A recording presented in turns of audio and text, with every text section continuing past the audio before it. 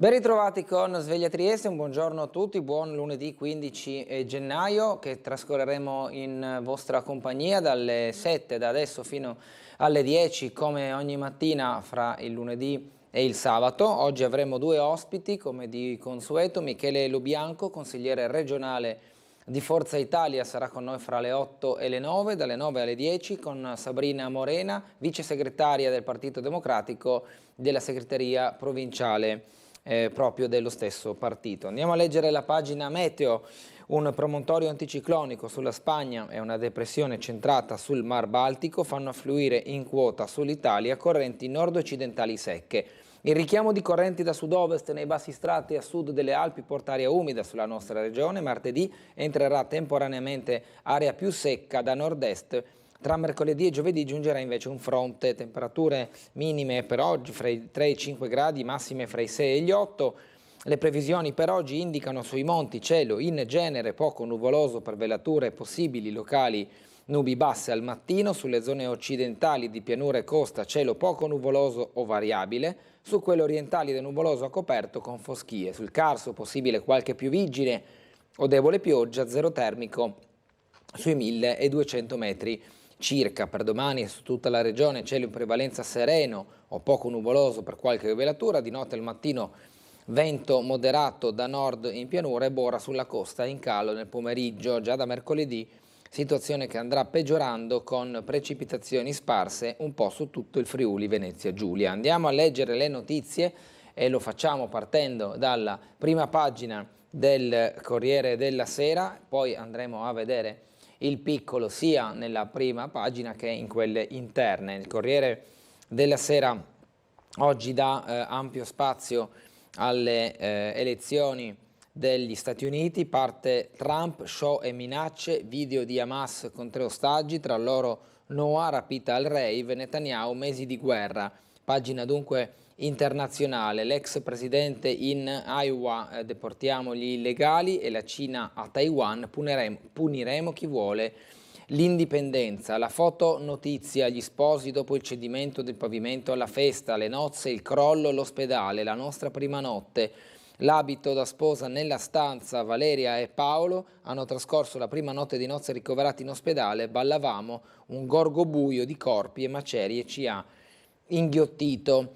Questi sono i due sposi che sono stati coinvolti in questo incidente all'interno della struttura a Pistoia, un palazzo dove al suo interno si è creato un cedimento, si è verificato un cedimento del solaio e tanti sono stati gli invitati che sono rimasti feriti proprio a causa di questo danno alla struttura. Le altre notizie regionali: si tratta a oltranza per l'accordo, tensioni tra alleati, la Lega fa resistenza, tutti contro tutti, l'enigma Sardegna, l'isola, le candidature, e poi Messina Denaro, i diari e i segreti, l'arresto un anno fa.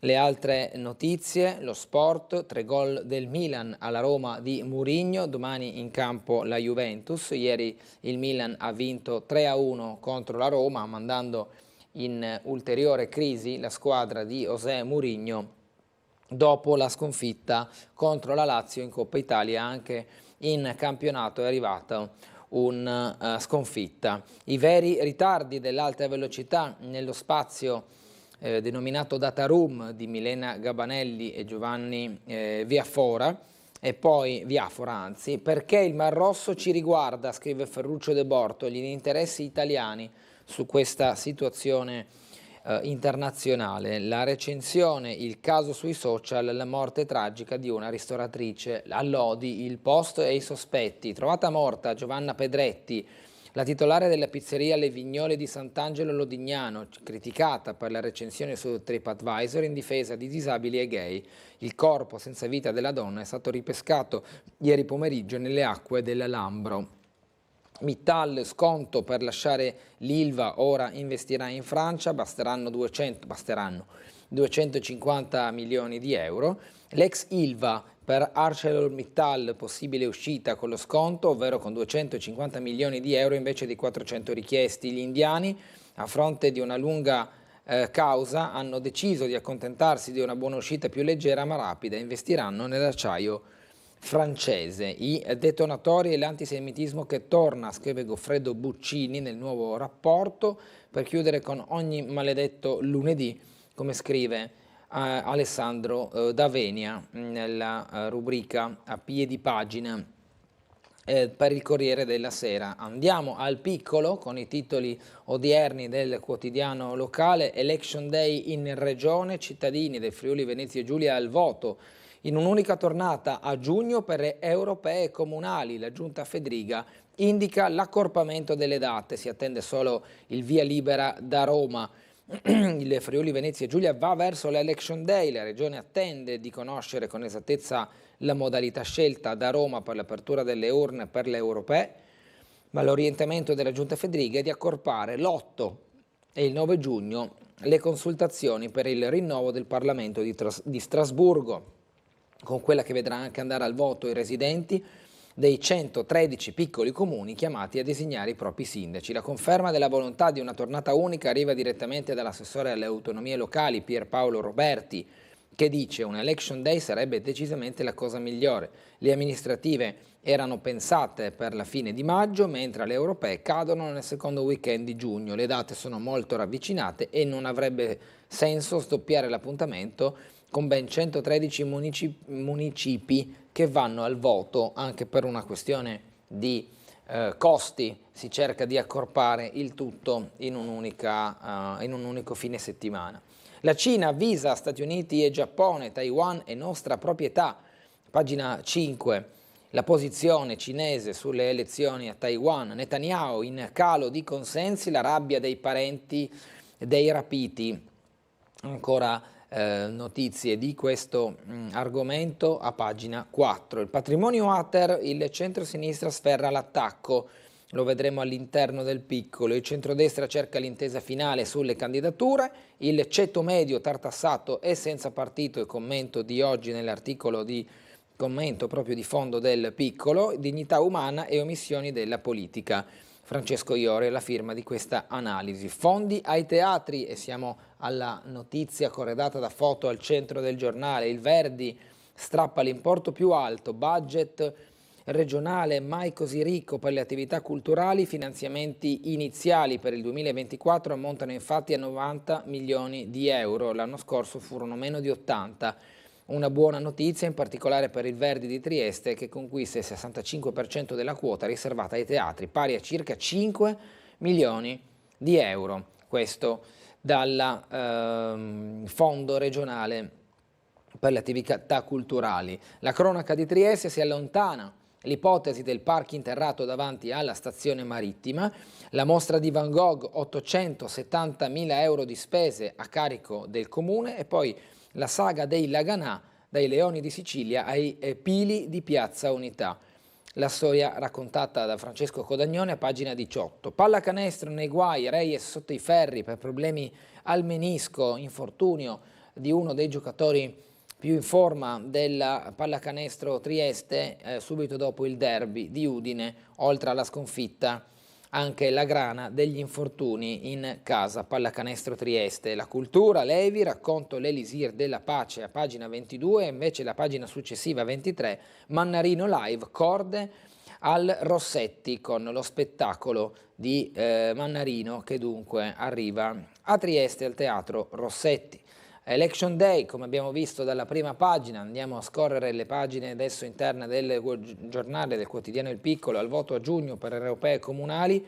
In Friuli Venezia Giulia la Giunta lancia una tornata unica, si attende solo il via libera definitivo da parte del governo. Qui la foto in piccolo dell'assessore Roberti, a destra invece una ragazza alle prese con le operazioni di organizzazione del seggio elettorale, che poi vediamo nell'altra metà, con le schede in mano, quelle blu, per le ultime elezioni che hanno avuto luogo a Trieste. Case Ater, l'opposizione attacca, edilizia popolare, un buco nero, il problema delle 7.000 domande in attesa. Francesco Russo dice, del Partito Democratico, dice a Trieste è inutilizzato il 20% di alloggi. Enrico Bullian, consigliere regionale del Patto per l'autonomia civica Friuli Venezia Giulia, afferma Venezia Giulia fanalino di coda, proprio con le richieste rimaste ancora inevase sulla richiesta di un alloggio Ater. Ancora sul tema elezioni, il centrodestra verso le regionali, Fratelli d'Italia in attesa della Lega, Salvini riunisce il partito e Tajani blinda Bardi. In questo caso non si sta parlando esclusivamente del Friuli Venezia Giulia, ci sono alcune situazioni che il centrodestra a livello nazionale deve risolvere con le candidature. La più contesa è quella della Sardegna, della regione Sardegna, e quindi le trattative in corso tra i partiti di maggioranza.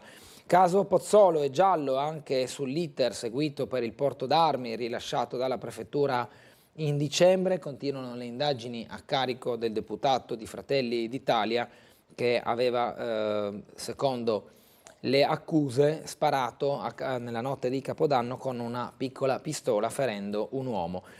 Secondo le accuse, lui si difende dicendo che non è stato lui. Le indagini sono, come detto, in fase di procedimento. Assegno di inclusione per 500.000 famiglie, platea di partenza dimezzata rispetto al reddito di cittadinanza. Al via per il nuovo assegno di inclusione che ha sostituito il reddito di cittadinanza. Per le famiglie più povere ci saranno 500.000 percettori, il beneficio medio sarà di 635 euro, circa 100 in più della media del passato, pagamenti dal 26 gennaio, ma a fruirne sarà una platea che oggi appare dimezzata rispetto a quella del reddito di cittadinanza, che fra aprile 2019 e giugno 2023 vide in media 1.148.000 nuclei coinvolti. Il direttore generale dell'INPS, Vincenzo Caridi, ha spiegato come l'avvio dell'assegno di inclusione, che viene riassunto nell'acronimo ADI, appaia come l'avvio di una linea con i primi numeri rispetto al reddito di cittadinanza. Le domande sono: da questo mese possono essere inoltrate tramite i centri di assistenza fiscale, il CAF. Le esperienze passate, dice Caridi al Messaggero, dicono che molti useranno i patronati e i CAF. Una prima valutazione potremo farla solo a fine gennaio, quindi molte delle richieste devono probabilmente ancora arrivare a chi di dovere.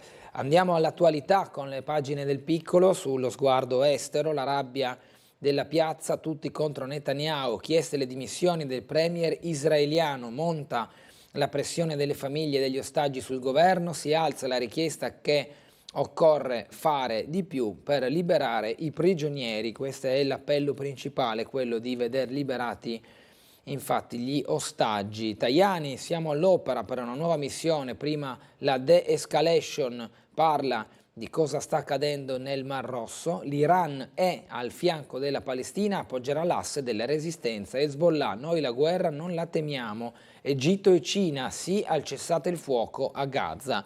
Le reazioni dei paesi che sono o coinvolti o limitrofi al conflitto. Sale la tensione a Pechino, Taiwan è nostra.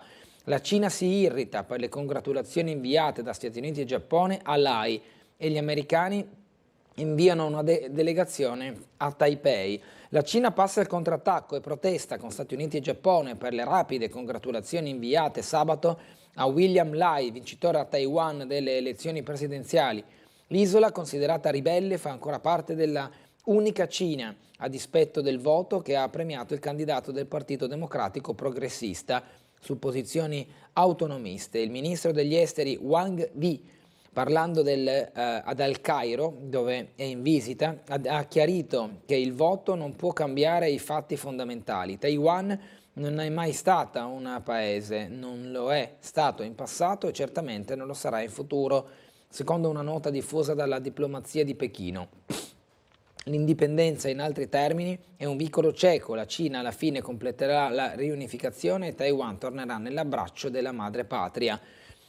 Riteniamo che la comunità internazionale continuerà a sostenere la giusta causa del popolo cinese che si oppone alle attività separatiste e lotta per la riunificazione nazionale basata sul principio dell'unica Cina, ha concluso Wang, citando ancora il principio per il quale c'è soltanto una Cina al mondo di cui Taiwan è parte inalienabile. Il day after elettorale ha visto il Dragone impegnato a minimizzare il fattore LAI e a protestare per le congratulazioni inviate con estrema velocità da diversi paesi al presidente eletto, mettendo nel mirino soprattutto i capi delle diplomazie di Stati Uniti e Giappone per ricordare i legami indissolubili tra Taipei e la Repubblica Popolare Cinese e quindi è lotta diplomatica attorno a Taiwan. L'intervista da Fazio, il Papa, le dimissioni non vado ora. Il pontefice sulla possibilità di ritirarsi non è una questione al centro dei miei pensieri, tra i temi toccati anche la guerra a Gaza e le coppie omosessuali. Qui uno stralcio di foto, uno scatto del Papa in collegamento con la trasmissione Che tempo che fa, condotta ieri da Fabio Fazio. Eruzione in Islanda, evacuata una cittadina, le case bruciate dalla lava. In Islanda è una nuova eruzione vulcanica, minaccia l'esistenza di una cittadina. Solo un mese fa gli abitanti di Grindavik, a neanche 30 km da Reykjavik, avevano subito il trauma di apprendere che sotto i loro piedi c'era il magma in ebollizione. Ieri la lava ha ripreso a fuoriuscire con violenza e ha iniziato a bruciare le case, minacciando di spazzare via il tranquillo paese marittimo di 4.000 anime dedito alla pesca. Le autorità hanno dichiarato lo stato d'emergenza e pochi abitanti ritornati a Grindavik dopo l'eruzione e l'evacuazione di dicembre è stato intimato di sgomberare di nuovo l'area in piena notte. Notizie successive nella stessa pagina: ricostruire la fiducia, al via il forum di Davos tra guerre e incertezze, l'appuntamento nella cittadina svizzera.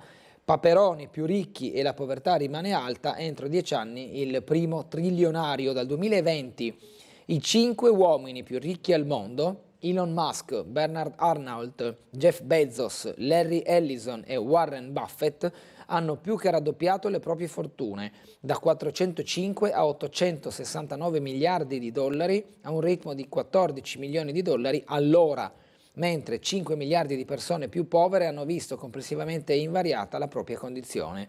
Ai ritmi attuali, nel giro di un decennio, potremmo avere il primo trilionario della storia dell'umanità, ma ci vorranno oltre 2 secoli, 230 anni, per porre fine alla povertà. E quanto emerge da disuguaglianza, il potere al servizio di pochi, il nuovo rapporto di Oxfam, che nella sua fotografia fa anche uno zoom sull'Unione Europea, nella quale i primi 5 peperoni vedono il loro patrimonio crescere al ritmo di 5,7 milioni l'ora dal 2020, divari che sono quasi difficili da comprendere. Ma tant'è, replicò a una recensione contro i gay trovata morta dopo le critiche sui social. La ristoratrice di Sant'Angelo Lodignano si sarebbe tolta la vita. Secondo le prime ricostruzioni, forse non ha retto alla valanga di odio via social, alle insinuazioni di una indignazione posticcia fatta solo per pubblicizzare il suo locale, accuse che avrà sentito come macigni.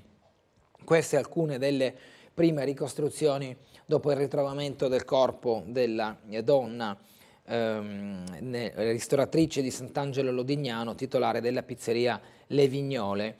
La ristoratrice si è tolta la vita secondo le prime indagini. Le altre notizie in breve: muore un ventenne colpito a calci e pugni, rissa davanti la disco. Un ventenne è stato ucciso sabato notte nel corso di una rissa iniziata all'interno della discoteca Medusa di Balestrate in provincia di Palermo e poi proseguita all'esterno. La vittima, Francesco Bacchi, 20 anni, figlio di Benedetto Nini Bacchi, il re delle scommesse online, è finito nell'inchiesta antimafia Game Over.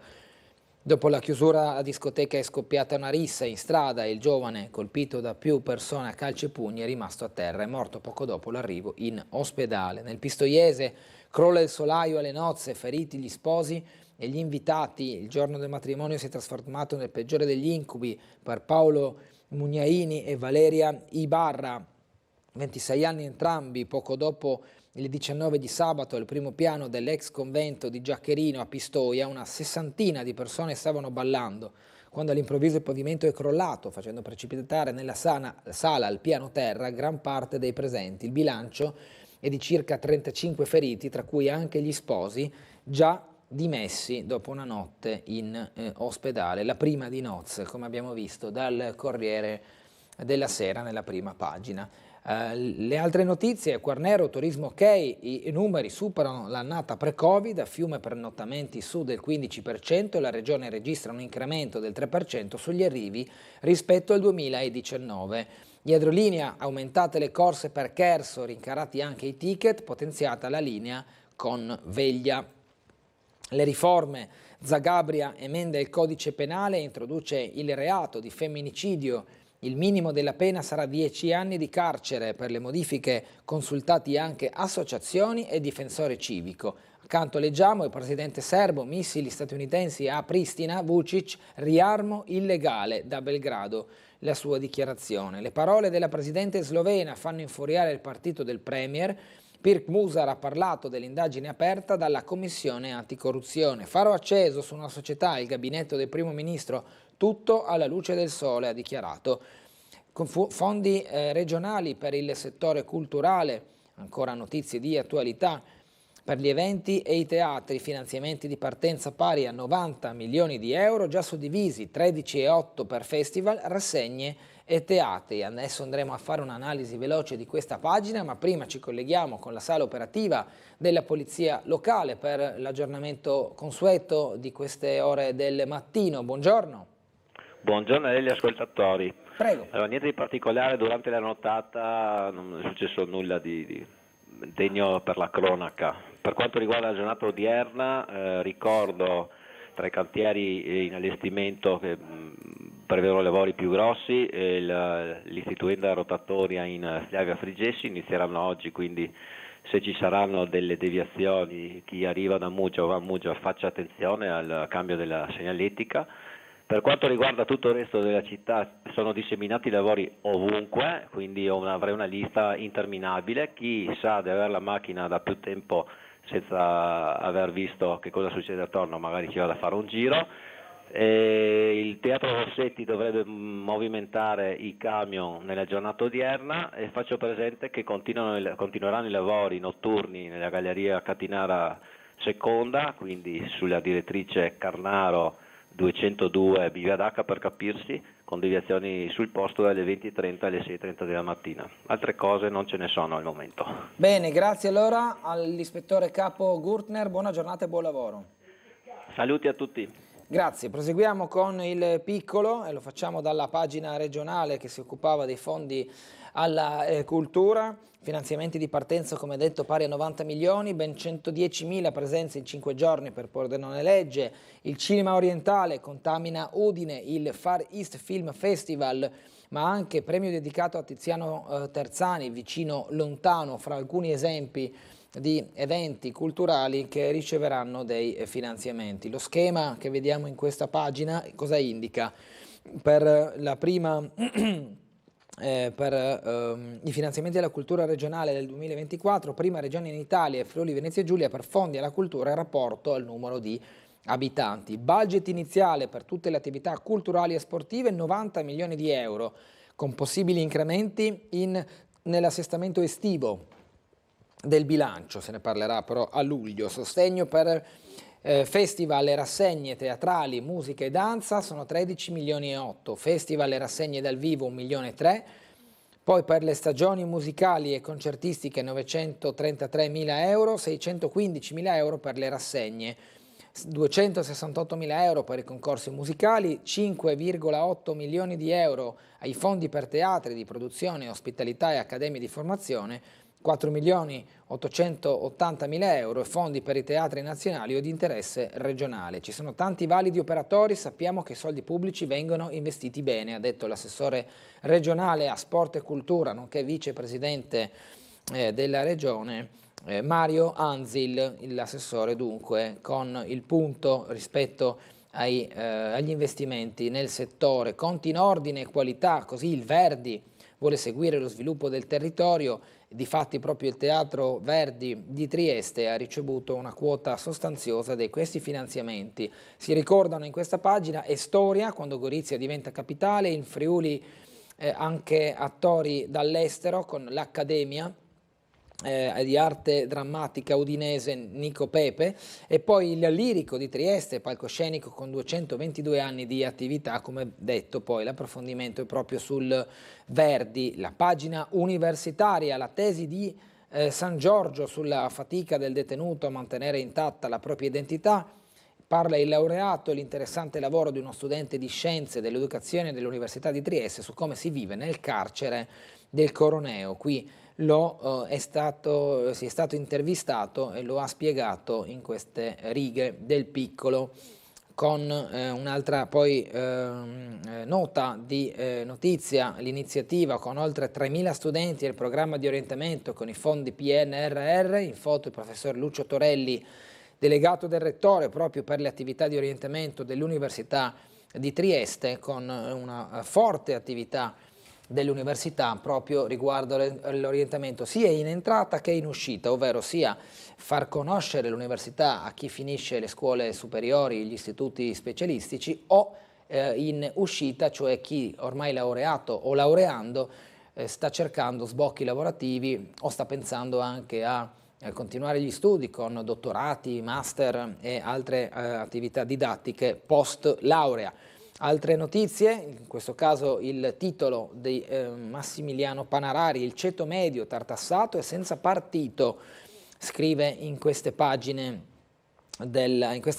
del Piccolo. Dignità umana e omissioni politiche è il secondo articolo di commento, in questo caso da parte di Francesco Iori. La pagina della cronaca di Trieste si apre oggi con il raffreddamento dell'opzione del park sotterraneo sotto le rive davanti alla stazione marittima. Una nuova pista porta verso il Porto Vecchio. Interparking con il suo agente Sergas sta valutando l'ipotesi del magazzino 2A ex Green Season al varco di Largo Città di Santos. Questa è l'opzione più appetibile al momento. Previsto in settimana un incontro con il direttore comunale Giulio Bernetti. Partita complessa, lo stabile rientra nel project generale dell'antico scalo. Si convochino gli stati generali per preservare la costa triestina, la proposta di Francesco Russo del Partito Democratico dopo le recenti mareggiate che hanno gravemente danneggiato il lungomare da Muggia a Duino. Qui l'intervento di Russo. Le recenti mareggiate hanno sfregiato il nostro golfo come probabilmente mai era accaduto in passato. Da Muggia a Duino la violenza del mare ci ha ricordato ancora una volta le irreversibili conseguenze dei cambiamenti climatici, la miopia di non aver compiuto per decenni opere di adeguamento e la necessità di un'ambiziosa progettazione per il futuro che ci attende. Questo scrive Russo nell'articolo di cui appena riportato. Fra le notizie in breve, oggi alle 17:30 nella sede INCE sarà presentato il libro dell'ambasciatore Giovanni Caracciolo di Vietri, Lettere da Parigi, Francia e Italia nel nuovo millennio. Domani invece alle 9 saranno installate 13 nuove pietre d'inciampo a Trieste. Informazioni su www.museoebraicotrieste.it/2024-0108 pietre d'inciampo 2024/2. Questo è proprio l'indirizzo web, ma che serve per capire dove e con quale tipo di anche iniziativa sul posto. E poi una segnalazione: malore fatale a San Giacomo il 31 dicembre, ambulanza arrivata oltre 20 minuti dopo la chiamata. La denuncia è di Walter Zalucar dell'associazione Costituzione 32, con i soccorsi arrivati in ritardo la notte di Capodanno.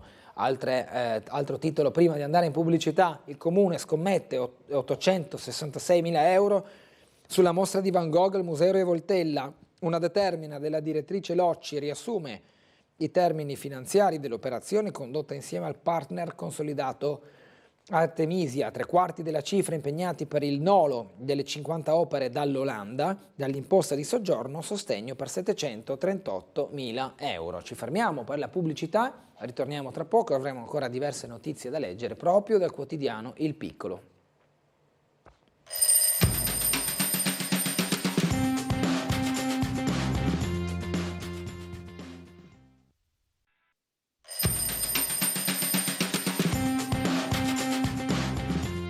La rassegna stampa, da dove l'abbiamo interrotta prima della pubblicità avevamo visto proprio l'importo comunale per la mostra di Van Gogh, 866.000 euro al Museo Revoltella. Il comune di fatti stanzia, scommette, scrive Piccolo oggi su questa cifra, con la determina della direttrice del settore comunale che si occupa proprio di questo argomento delle mostre e degli allestimenti, dalla tassa di soggiorno 738.000 euro. È necessaria un'alleanza che mette insieme i comuni coinvolti, dice Russo, sempre riguardo le mareggiate. Nella seconda pagina c'è fondamentalmente la notizia che abbiamo letto prima, divisa nelle due pagine del giornale. Altre informazioni: pronti ad accendersi i semafori lungo la salita di via Rossetti, a breve la messa in funzione. La zona è considerata una delle più pericolose visto il numero di incidenti, impianto sincronizzato con quelli circostanti. Le novità per il traffico in centro. Nella foto il tratto iniziale in salita di via Rossetti, dove sono posizionati i nuovi semafori. Al lato invece, in quest'altra foto, il punto esatto dell'incrocio tra via Rossetti e via Crispi, in cui l'impianto è collocato.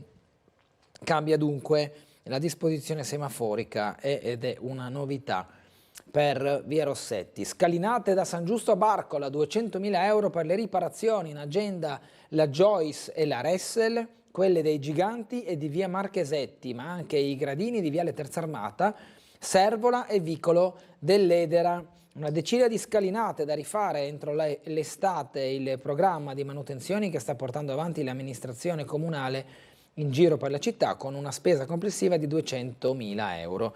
Ampio il programma di intervento. Nelle scorse settimane sono stati completati i lavori di sistemazione di alcuni gradini rotti e il riassesto dei pianerottoli in Masegno lungo Scala dei Giganti, tra via Capitolina e via del Monte. Sono in corso gli interventi su Scala Joyce e Scala Ressel. Sulla prima è previsto il ripristino di un tratto di ringhiera rotto, la conseguente riverniciatura e trattamento antiruggine, mentre sulla scalinata che dà su via Combi il comune sta procedendo al ripristino della finitura del parapetto, il riassetto dei pianerottoli e anche qui la riverniciatura e il trattamento antiruggine del corrimano. I lavori non si fermeranno qui. I tecnici comunali diretti dall'ingegner Gustavo Zandanel hanno programmato altri interventi che verranno realizzati entro l'estate dalla ditta Kramer, sempre su varie scalinate della città. Si comincerà con la scala che da viale Terza Armata scende in via Bonaparte. Qui l'intervento sarà più corposo, sarà infatti necessario rimettere in assesto i gradoni attualmente sconnessi e i pianerottoli in asfalto. Anche qui sarà poi rinnovata la ringhiera esistente. Un altro intervento riguarda Servola, con la scalinata tra le salite De Marchi e via di Servola, anche in questo caso con la rimessa a nuovo dei gradini sconnessi. Di nuovo a San Vito il comune è intenzionato a rinnovare la scala presente tra Vicolo dei Calafai e viale Terza Armata. Intervento più semplice sulla scalinata che collega via del Farneto con via Marchesetti, dove è prevista la semplice sistemazione dei gradini rotti, mentre sulla scala di Vicolo dell'Edera verrà rimesso a nuovo l'assesto parziale dei tratti pedonali dissestati, oltre al rinnovamento delle ringhiere e dei gradini ammalorati. Infine Barcola, dove è presente una stretta e rapida scala tra i civici 157 e 171 di viale Miramare. Anche qui verranno rimessi a nuovo i gradini, i pianerottoli e le ringhiere. Su alcune scale l'intervento sarà più diffuso e profondo, sottolinea l'assessore all'urbanistica Babuder, mentre su altre si tratterà solamente di sistemare alcuni gradini. Tutti gli interventi, ci tengo a sottolineare, dice Babuder, sono figli delle segnalazioni dei cittadini alle circoscrizioni, a cui ha fatto seguito l'ampio programma di interventi realizzato dall'ingegner Zandanel, ha detto Babuder in questo compendio di lavori che interessano le scalinate cittadine. L'assessore al turismo contrario alla cabinovia e la bandiera del sindaco Azione, il partito Azione, all'attacco dopo l'intervista a Rossi, dice dunque la sezione della lista Azione a Trieste. Le manovre locali del partito della Premier Meloni, da via Paduina al comune, la grande sfida di Fratelli d'Italia per il post di piazza nel 2027. Gli eredi della fiamma sono passati dal manipolo di militanti del 2012 ai 500 tesserati di oggi. Per le comunali gli obiettivi sono chiari: sviluppo della portualità, rioni e freno all'immigrazione. La segretaria Matteoni in dicembre, infatti, il congresso ha eletto segretaria Nicole Matteoni, un onore ma anche un onere che sancisce il progresso e lo sviluppo di Fratelli d'Italia sul territorio triestino, garante dei risultati per il presente e soprattutto per il futuro, commentava la deputata Matteoni, che è anche consigliera comunale ed è stata assessora all'educazione. Fu tra i pochissimi che nel 2012 fondarono il primo nucleo di Fratelli d'Italia a Trieste. Il consigliere regionale Claudio Giacomelli ha guidato il suo partito per un decennio, il suo è un nome legato a doppio filo con la storia della fiamma. Suo padre era il federale Sergio Giacomelli, uomo di fiducia di Giorgio Almirante, in anni in cui Trieste era una delle fortezze del movimento sociale italiano a livello nazionale. Nel 2013, allora capogruppo del PDL, Giacomelli fece la scelta controcorrente di passare al neonato Fratelli d'Italia. L'assessore regionale con delega all'ambiente Fabio Scoccimarro è uno dei volti pubblici del partito a Trieste. Già presente dal presidente della provincia, aderì a Fratelli d'Italia nel 2013 e può vantare un rapporto di conoscenza e stima personale con la presidente del Consiglio Meloni. A lungo protagonista di una sorta di diarchia con lo stesso Giacomelli, alle ultime regionali ha contato le proprie forze. L'ex leader e senatore Roberto Menia è stato a lungo, molto a lungo, semplicemente il capo. Dalla fine dell'MSI agli anni di Alleanza Nazionale e quelli del PDL, il nome di Menia era quello di riferimento per tutti i militanti del territorio. La fine del PDL e quella del suo referente Gianfranco Fini videro però molti vecchi camerati voltargli le spalle. Riaccolto in Fratelli d'Italia da Giorgia Meloni, a Trieste non ha mai riavuto l'antico ruolo. Poi i delegati nella giunta di piazza, gli esponenti di Fratelli d'Italia all'interno della giunta comunale sono tutti militanti di vecchia data, tanto l'assessore ai lavori pubblici Lisa Lodi quanto quello al personale Stefano Avian o il collega all'istruzione Maurizio De Blasio erano presenti più o meno dai tempi delle fondazioni del partito. L'assessore alla sicurezza De Gavardo è entrata di recente nella squadra di giunta, alzando di una tacca la rappresentanza di Fratelli d'Italia. Con ben 12 consiglieri, il gruppo di Fratelli d'Italia in Consiglio Comunale è con ampio margine il più corposo. In questi anni il capogruppo Marcello Medau ha dimostrato di saperne tenere le redini, mettendo anche in campo una certa capacità di manovra e flessibilità tattica. Con lui siedono glorie del partito come Corrado Tremul, che salutiamo, ma anche acquisti più o meno nuovi come Vincenzo Rescigno o Massimo Codarini. Questo è il punto sul partito di Giorgia Meloni. A Trieste, dai Leoni di Sicilia ai Pili di Piazza Unità, l'epopea triestina della famiglia Laganà. Ivan, 91 anni, ex capitano, ripercorre le avventure della sua stirpe. Guardo l'orizzonte del mare da sempre, ovunque io mi trovi. Qui ci sono alcune foto di Ivan, delle foto di famiglie, e poi Fondart Laganà Napoli con questo monumento che proprio riporta il nome della famiglia, marinai, imprenditori, storie d'amore, viaggi, guerre, incontri sorprendenti dall'800 in poi.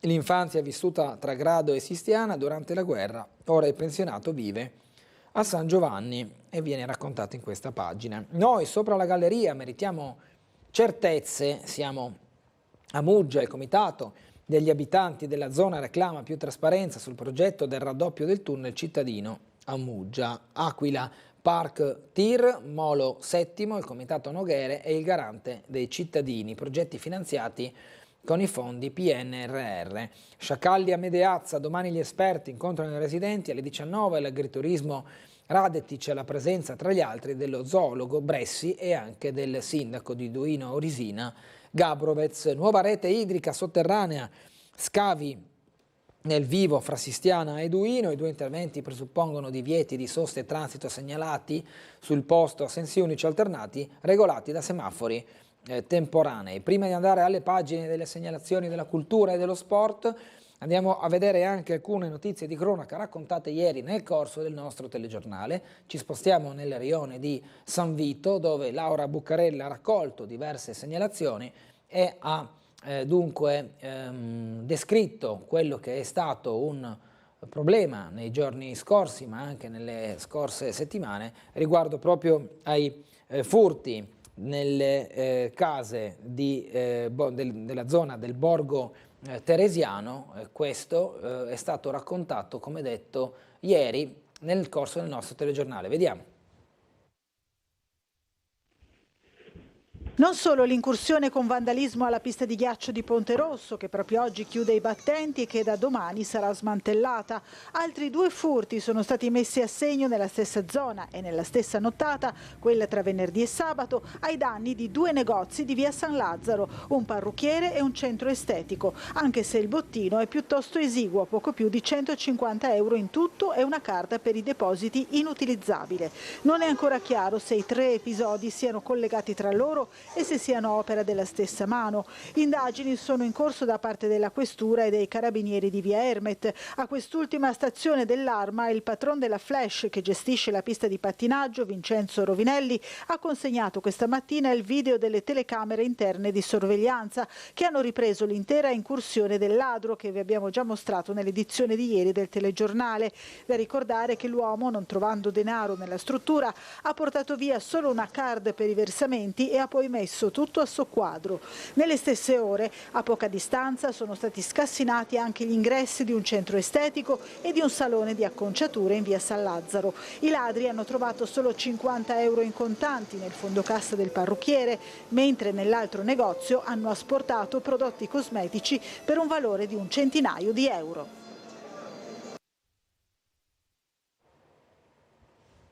Questo per quanto riguarda il Borgo Teresiano. Invece un po' in tutta la città abbiamo fatto il punto su quelli che sono i sistemi di videosorveglianza. Lo abbiamo fatto in compagnia del comandante della polizia locale Walter Milocchi.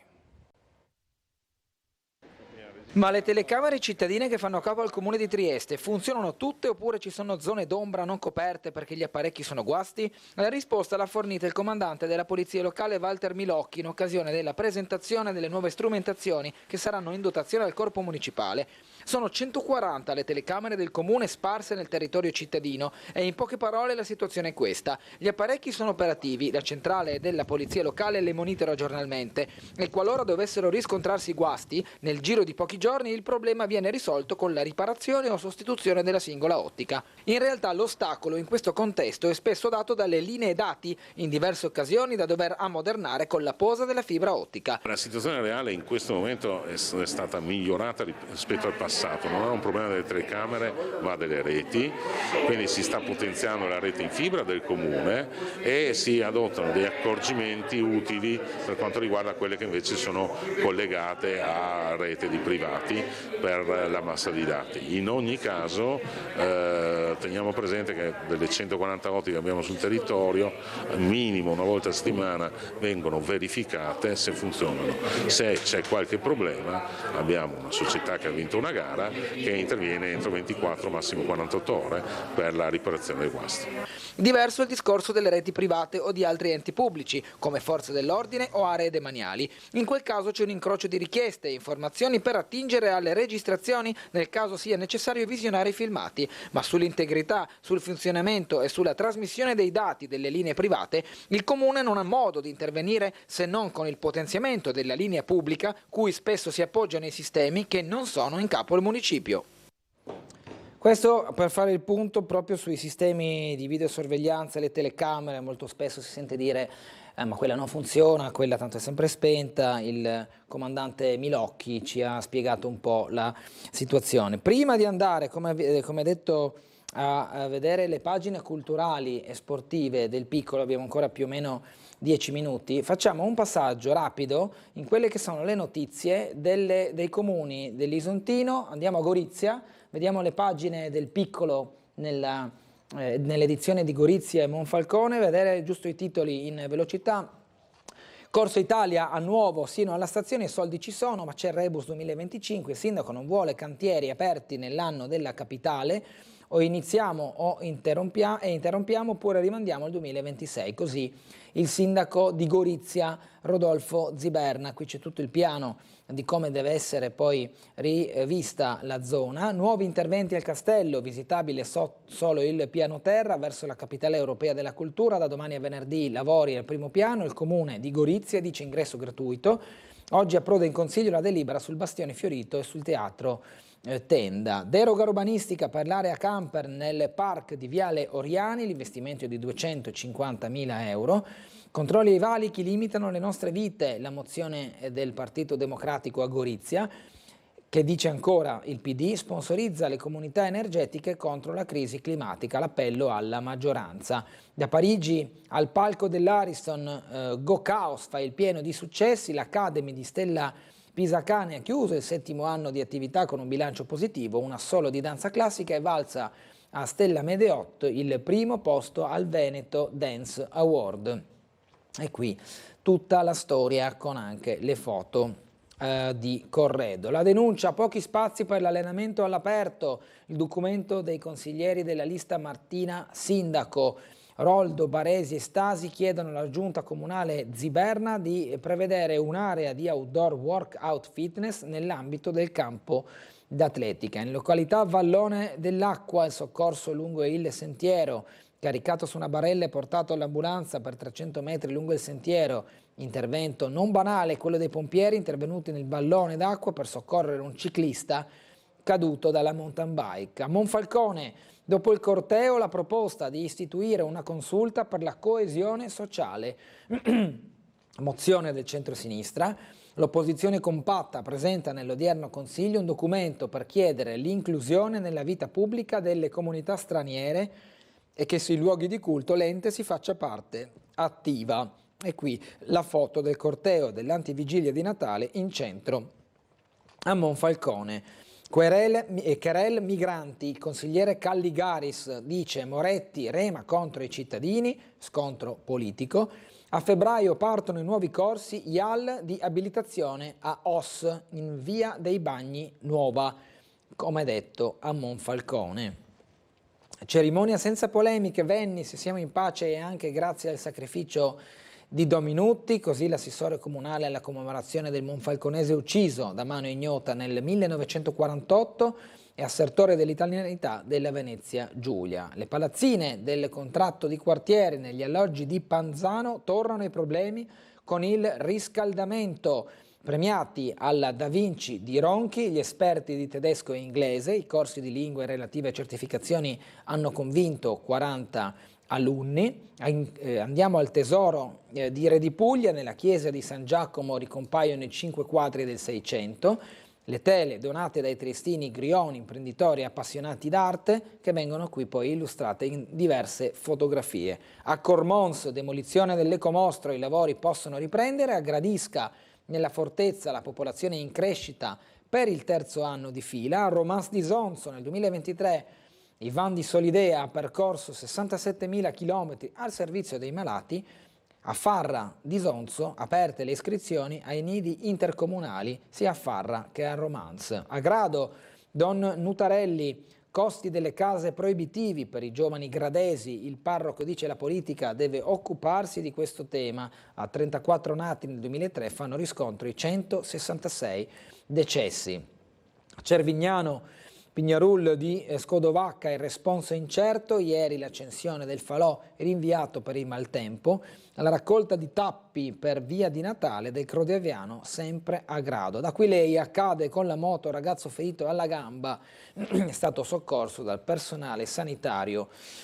Chiamato il 112 è intervenuto immediatamente. Spazio della cultura. Racconto l'Elisir della pace, la metamorfosi dei papaveri del medico triestino Nathan Levi entra nel conflitto israeliano-palestinese. L'intervista di Paolo Marcolin all'autore in questa pagina del Piccolo. Il festival è storia, crescita e visibilità. Imprenditori e artigiani ritengono che l'accordo con Post Eventi e NEM sia il volano per un maggior sviluppo. La musica, l'Alban Berg Ensemble Vienne per la prima volta suona a Trieste. Il coraggio di dire no, Albertin dà voce alla storia di Perlasca oggi e domani alle 20:30.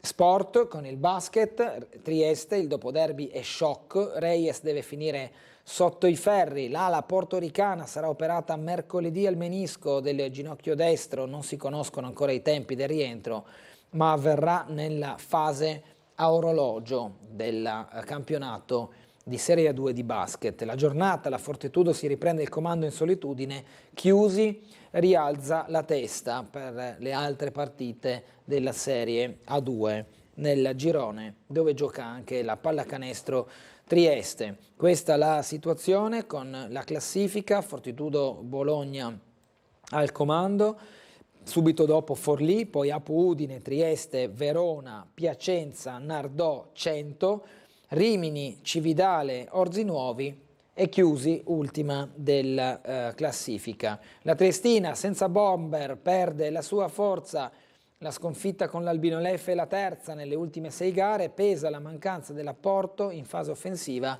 di Lescano e Redan.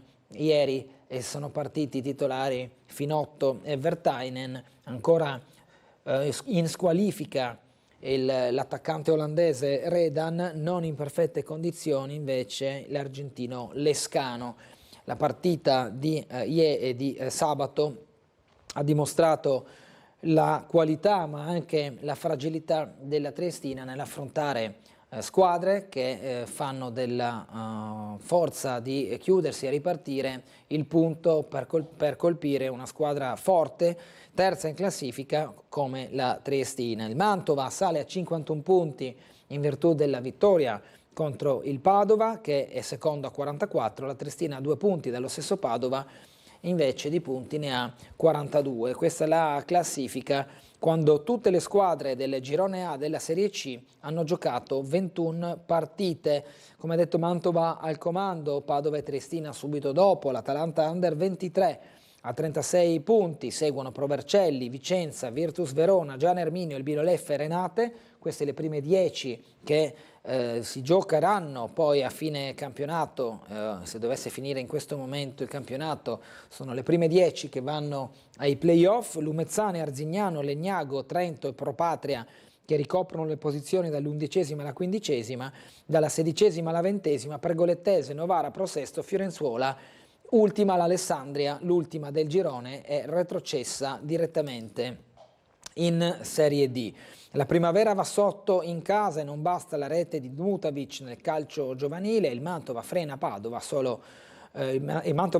Padova solo pari tra le altre partite del girone della Triestina. Arachiri del Chiarbola Ponziana, la Juventina sbanca Opicina al 94esimo, la Progorizia sorride, Quaterna al Maniago, Lucheo il trascinatore, finita di fatti 4-1 e quindi è stata una vittoria piuttosto rotonda. Tonini e la doppietta di Podgorny che esaltano lo Zaule contro la Spal, 3-0, il Tamai batte il San Luigi, decisivo l'acuto di Zorzetto, Tamai sul San Luigi è finita 1-0, Sant'Andrea, prima gioia, bene Crass, Monfalcone e Ronchi, Pro Romance Medea KO, il team di Nonis batte la Cormonese e la prima vittoria, sconfitti i giallorossi di Rabolli battuti dal Sevegliano. Sant'Andrea Cormonese finita 2-0, Cervignano perde contro il Crass Repen 0-3, a San Giorgina perde contro il Monfalcone 1-3, vince Ronchi su Fiumicello 2-0, Sevegliano Pro Romance è finita 1-0, il Chions sbanca Carlino, De Anne decide il derby,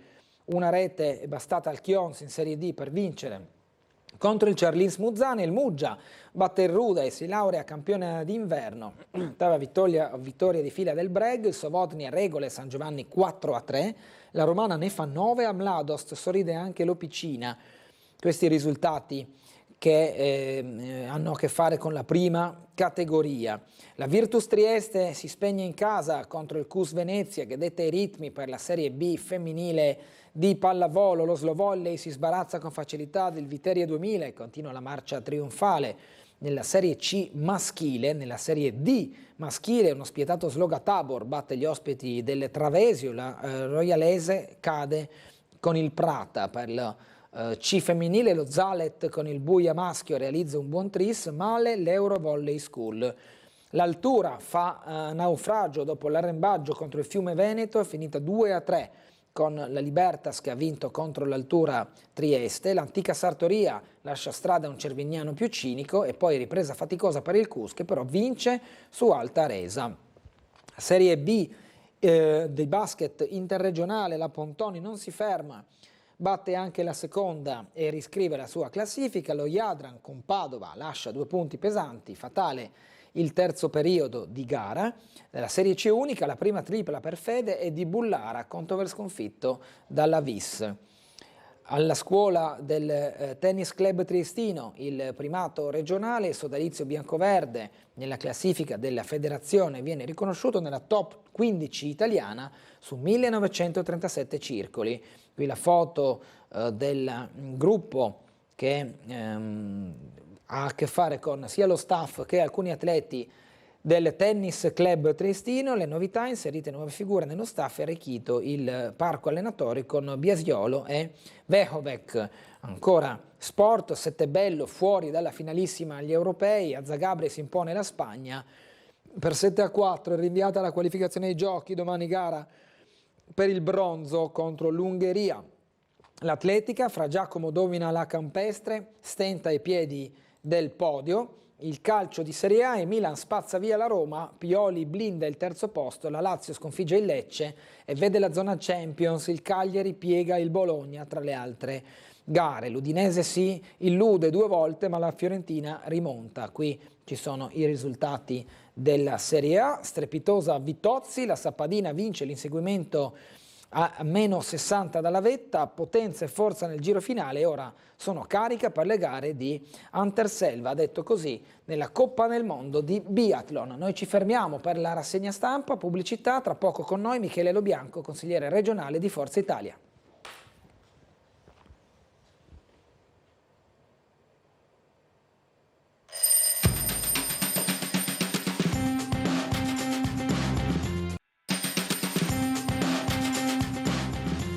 Ben ritrovati con Sveglia Trieste, un buongiorno e un benvenuto Michele Lobianco, consigliere regionale di Forza Italia. Buongiorno, buongiorno a tutti i telespettatori, buongiorno.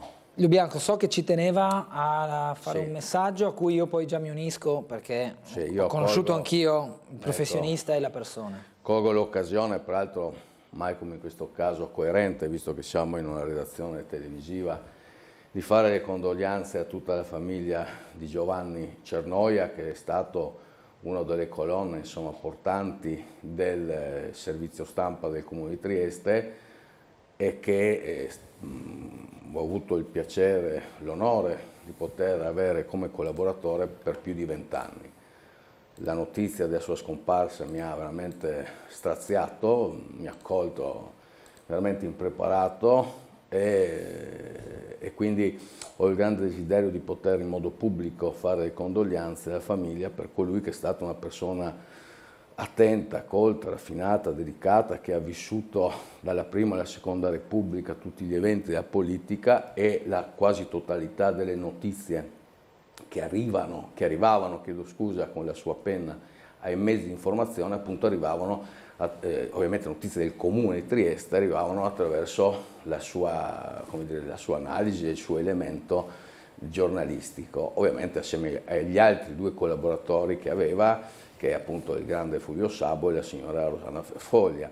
Ecco, un pensiero perciò a questa delicata e così raffinata figura di Giovanni, che adesso sarà negli spazi celesti a continuare questo mestiere che lui amava tanto nel tratteggiare le notizie e la storia del Comune di Trieste. Ecco, sentivo il bisogno di farle. Mi associo alle condoglianze, consigliere, e lo ricordo con tanto affetto. Gianni era grande amante di sport, di calcio, lo si vedeva spesso allo Stadio Rocco, lì ci incontravamo anche con i colleghi, sia gli altri giornalisti che anche magari giornalisti che hanno dismesso ormai l'attività, erano in pensione. Ricordo anche l'amico Iannarelli della Polizia di Stato, anche lui giornalista, con il quale proprio si sedeva vicino a Gianni Cernoia durante le partite al Rocco della Triestina, e ogni occasione delle conferenze stampa in comune a cui noi partecipiamo, noi come emittente, ma anche i colleghi del Piccolo, di Trieste Prima e tutti quanti, ogni volta che c'era Gianni c'era sempre un motivo per parlare di calcio, della Serie A, lui interista convinto e sfegatato, mi veniva sempre vicino dicendomi... Lui interista, avevamo sempre questi incontri del lunedì mattina. Esatto, c'era sempre così. Il borsino della Serie A di Gianni Cernoia. Ed era anche un attento appassionato di ciclismo, di questo pochi sapevano, ma io ho questa grande passione del ciclismo, bici da corsa, lui con me poi commentava tutta una serie di cose, quindi insomma una di quelle figure. Devo dire, so che uno dice, noi siamo tutti diversi, no? Ma lui rappresentava un'unicità, ecco, insomma, e quindi che sarà complesso poi sostituire, diciamola così. Dunque, consigliere, torniamo un po' agli argomenti di attualità. Se andiamo a guardare quelle che sono le notizie del piccolo, ci sono ancora le perplessità su il piano posteggi, chiamiamolo così. Il famoso si raffredda piano l'opzione park sotto le rive, si parla di un parcheggio nella zona del Porto Vecchio, a ridosso del Molo Quarto, resta sempre viva, anche se probabilmente i cittadini la percepiscono come lontana a realizzarsi, l'opzione di riqualificare il mercato ortofrutticolo di Campomarzio e vedere lì sì un nuovo posteggio e tutto quanto, ma finché il mercato ortofrutticolo non viene spostato lì poco si può fare. Allora, io la prendo questa mattina la notizia del soggetto interventore che sembra non avere più, ecco, se corrisponderebbe al vero, immagino che avendo, come dire, spazi limitrofi a più facile disposizione e anche realizzazione, è chiaro che vi possono essere attenzioni diverse e rivisitazioni di un progetto che è sicuramente possibile, perché oggi io ricordo sempre ero in Olanda, ad Amsterdam, e ho parcheggiato al 4° livello sotto il mare, no? Quindi oggi si può fare tutto, se uno ovviamente ha le capacità tecniche e fattuali, ecco, per costruire qualcosa. È chiaro che fare un intervento sottoterra o farlo invece in un intervento in elevazione, in un contenitore da riqualificare, è un po' più semplice. Quindi potrebbe essere, insomma, vedremo in buona sostanza quali saranno le evoluzioni di una necessità indubbia di dare risposta a quella che ormai è la consolidata ormai posizione strategica delle crociere a Trieste. Ormai Trieste è polo croceristico indiscutibile, indiscusso, è molto appetibile ancora di più. È chiaro, bisogna dare una risposta che vada peraltro a unire le esigenze del turismo croceristico a quello del turismo che arriva qua a Trieste per fare le compere, eccetera, che ha bisogno di parcheggio. Io mi auguro quanto prima, in un modo o nell'altro, che vi sia un contenitore.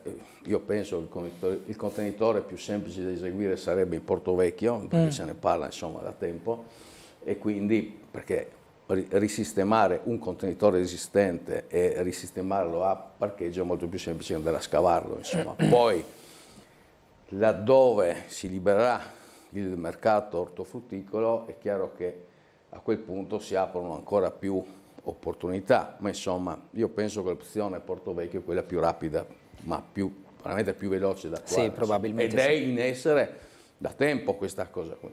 C'è una mail di Corrado Tremul, le mie sentite condoglianze alla famiglia di Giovanni da parte mia, una grande persona con la quale nell'arco del tempo parlavo volentieri della nostra unione e di calcio in generale, in particolare dei giovani. Ciao Giovanni, riposa in pace, scrive Corrado Tremul, che salutiamo e ringraziamo per il bel messaggio.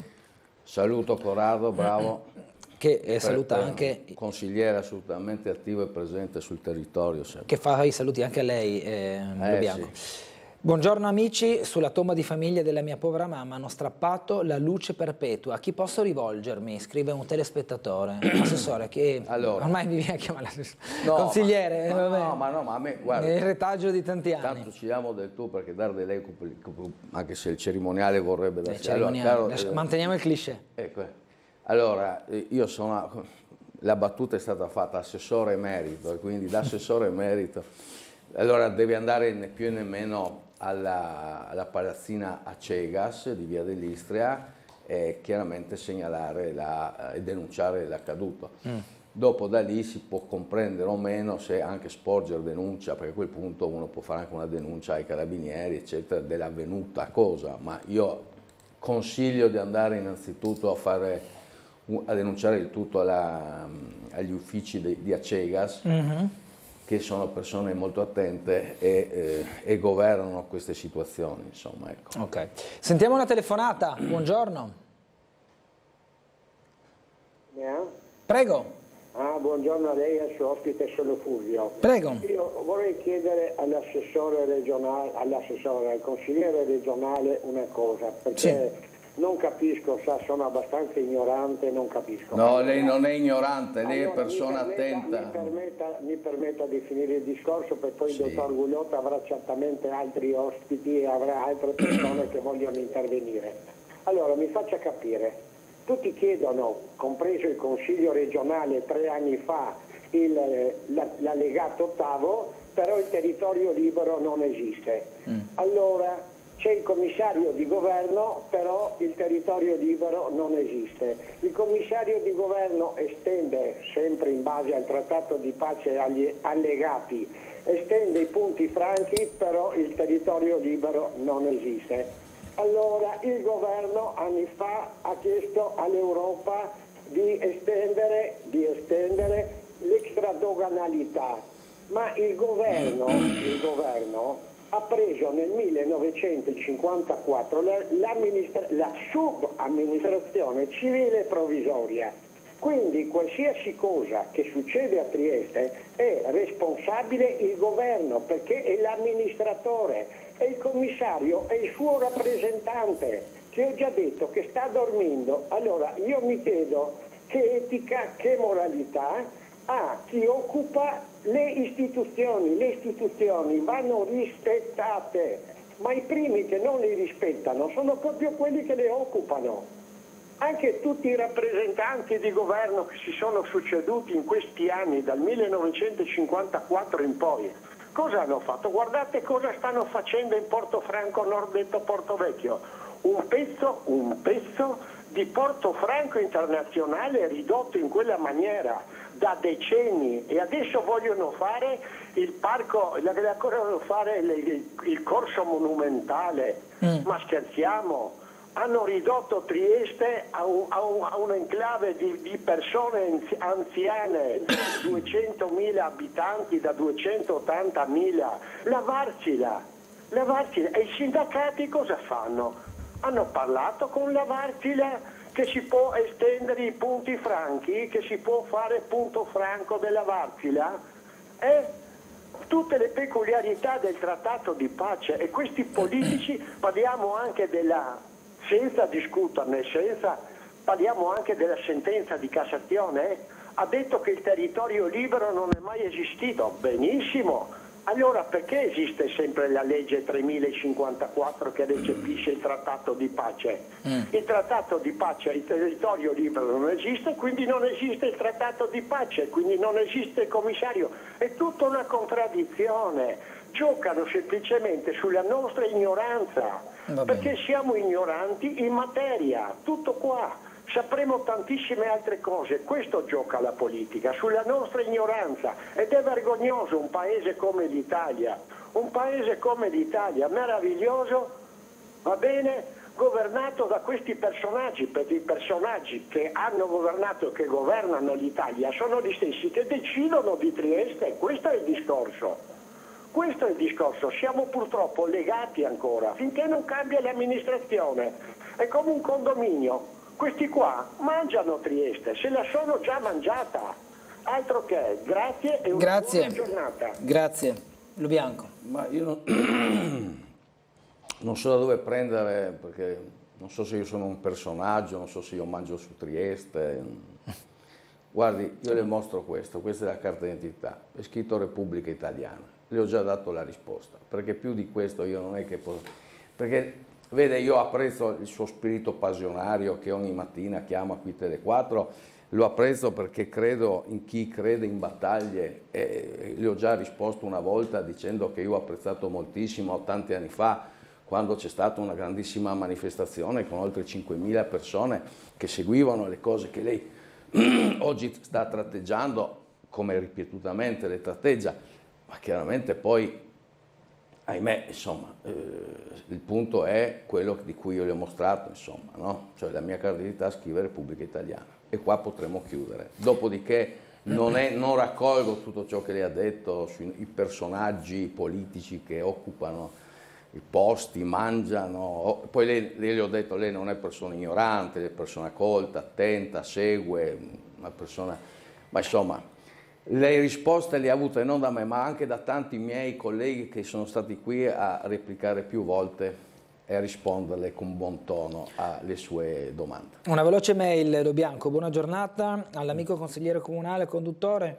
Michele, mio prossimo sindaco di Trieste, mi compiaccio per aver presentato una legge che intende sensibilizzare operatori del settore, in generale l'opinione pubblica rispetto alla possibilità di affrancare gli animali dalle vessazioni e dalle sofferenze cui sono sottoposti nelle attività circensi. Risulta evidente che non ci sia nulla di educativo in questa forma di sfruttamento che diventa persecuzione verso gli animali e instilla idee pericolose nei bambini, scrive Claudio Visintin. Sì, c'è una legge che verrà trattata in una commissione, peraltro della quale io sono anche vicepresidente, a firma mia del consigliere collega Novelli, sul tema di appunto disincentivare l'utilizzo degli animali nei circhi, no? Non, ad esempio, il governo dà anche contributi ai circhi, noi vogliamo che vengano tolti i contributi ai circhi che utilizzano gli animali, insomma, è un senso di civiltà, insomma, è un segnale di civiltà e di educazione, insomma, nei confronti di ciò che è l'animale. L'animale non è un giocattolo, no? Che tu utilizzi per... L'animale, appunto, la legge dice che è elemento senziente e che quindi è, insomma, adesso non vorrei tratteggiarlo in modo giuridico, ma insomma l'animale non deve essere utilizzato, ripeto, come strumento di godimento e piacere, e deve essere utilizzato con l'amore che si deve nei confronti di questi esseri straordinari che sono i migliori, come dire, amici, vuoi dell'uomo, vuoi di madre natura, di cui ne fanno parte. Ecco, quindi vi è una legge, giustamente, ringrazio il signor Visintin per ricordarlo, che vuole di fatto disincentivare in modo netto e in modo deciso l'utilizzo degli animali nei circhi. Ricordo che io ho vietato, quando ero assessore in comune, non vi è una legge che lo consente, ma ho creato tutti i presupposti affinché a Trieste non arrivassero mai più circhi con animali. E infatti finché io ero assessore mai nessun circo con animali. Peraltro anche i miei colleghi hanno chiaramente fatto proprio su questa linea. questo mio intendimento, e quindi a Trieste circhi con animali non se ne sono più visti da quando io sono diventato assessore e non se ne vedranno. Sentiamo una telefonata, buongiorno. Buongiorno, io volevo fare due segnalazioni. Prego. Ecco, sulla via Flavia, dopo l'incrocio, dopo Illy, sì. Ecco, ci sono gli alberi che toccano, che in mezzo alla strada, oltre il marciapiede, già che si va in bici anche da quella parte. Ma è un'uscita verso Aquilinea? Verso Aquilinea, sì. Lato destro? Lato destro, se non si sta attenti si prende gli alberi sul viso. Sì. Ecco, era già stato avvisato il sindaco, ma non ha ancora fatto niente questo. E dopo via di Vittorio, che sì, avevo già segnalato, ci sono stati fatti dei lavori, ecco, e non sono neanche stata ripristinata la strada e neanche le strisce pedonali. Ok, va bene, grazie. Grazie, Ecco. Allora andiamo con le mappe se riusciamo a vedere qualcosa, sebbene la via Flavia è piuttosto lunga, credo che sia questa la zona che identificava sì, il telespettatore, vediamo se Lo Bianco mi aiuta anche a capire. No, è quella lì, Questa qui è via Flavia andando verso Aquilinea, qui ci sono le alberature, più che altro c'è il marciapiedi che, sebbene poi versi in cattive condizioni, non è veramente frequentatissimo, però insomma sicuramente non è che si presenta bene, questo dobbiamo dirlo. Certamente ci sono alcuni ciclisti che utilizzano il marciapiede o anche sul bordo strada tenendosi a destra come faccio io, chiaramente essendo i rami anche molto sporgenti chiaramente possono creare dei problemi. Lì immagino che ci sarà il solito problema di competenza, no? Perché quel tratto di terreno al di là del marciapiede potrebbe essere di rete ferroviaria italiana, essendoci la ferrovia che porta nello snodo della zona industriale al di sotto di via Caboto, e quindi là il tema sarà sempre soltanto di competenze. Comunque, chiusa la trasmissione, darò un colpo di telefono al mio ex collega, insomma, di giunta Babudere, vediamo se si riesce a risolvere questo tema. Mentre il marciapiedi di via di Vittorio, torniamo a prima, è stata su cui, ecco, tornando a Corrado Tremoli, lo stesso Corrado Tremoli ha fatto una mozione in Consiglio Comunale e all'attenzione degli uffici per la ripavimentazione e la riasfaltatura di quei marciapiedi che so essere ammalorati, ma posso dire che è l'attenzione piena dell'amministrazione comunale. Le leggo altre mail. Buongiorno, vorrei sapere se anche quest'anno potremo usufruire del contributo per le spese veterinarie. Devo approfondire, secondo me sì, dovrò approfondire, questo è stato un importante intervento fatto in regione e devo approfondire, secondo me sì, ma devo approfondirlo con gli uffici, quindi mi riservo questa mattina di comprendere se vi è una posta di bilancio ancora. Secondo me sì, perché poi c'è stata anche necessità di ampliarne i paletti che erano molto restrittivi, sia per le spese degli interventi veterinari, sia per le spese farmaceutiche, no? Dove il 100% veniva praticamente ristorato per le spese farmaceutiche e una percentuale inferiore per le spese veterinarie. Altra telefonata che ascoltiamo assieme, buongiorno. Sono Elvio De Isola, buongiorno. Prego. Conduttore e anche l'assessore. Prego. A via degli equivoci, mi istriamo, che voglio bene a Trieste, come che saria nato a Trieste, che posso fare un discorso. A Buenos Aires, a Montevideo, era il movimento dei porti Officina Ponte Gru Trieste. D'altra parte, quando che si andava nel Pacifico, e mi sono da parecchie volte, che non era Pacifico, in San Francisco era un pellegrinaggio del caffè Trieste, per tutti gli istriani e dai triestini. Boh, lasciamo a parte questo, all'assessore, mi come istriano mi fa male il cuore, vede che il tram non funziona. Chi c'è dentro che mette i bastoni tra le rode, visto che siamo in Italia e che tutti parlano senza fare niente?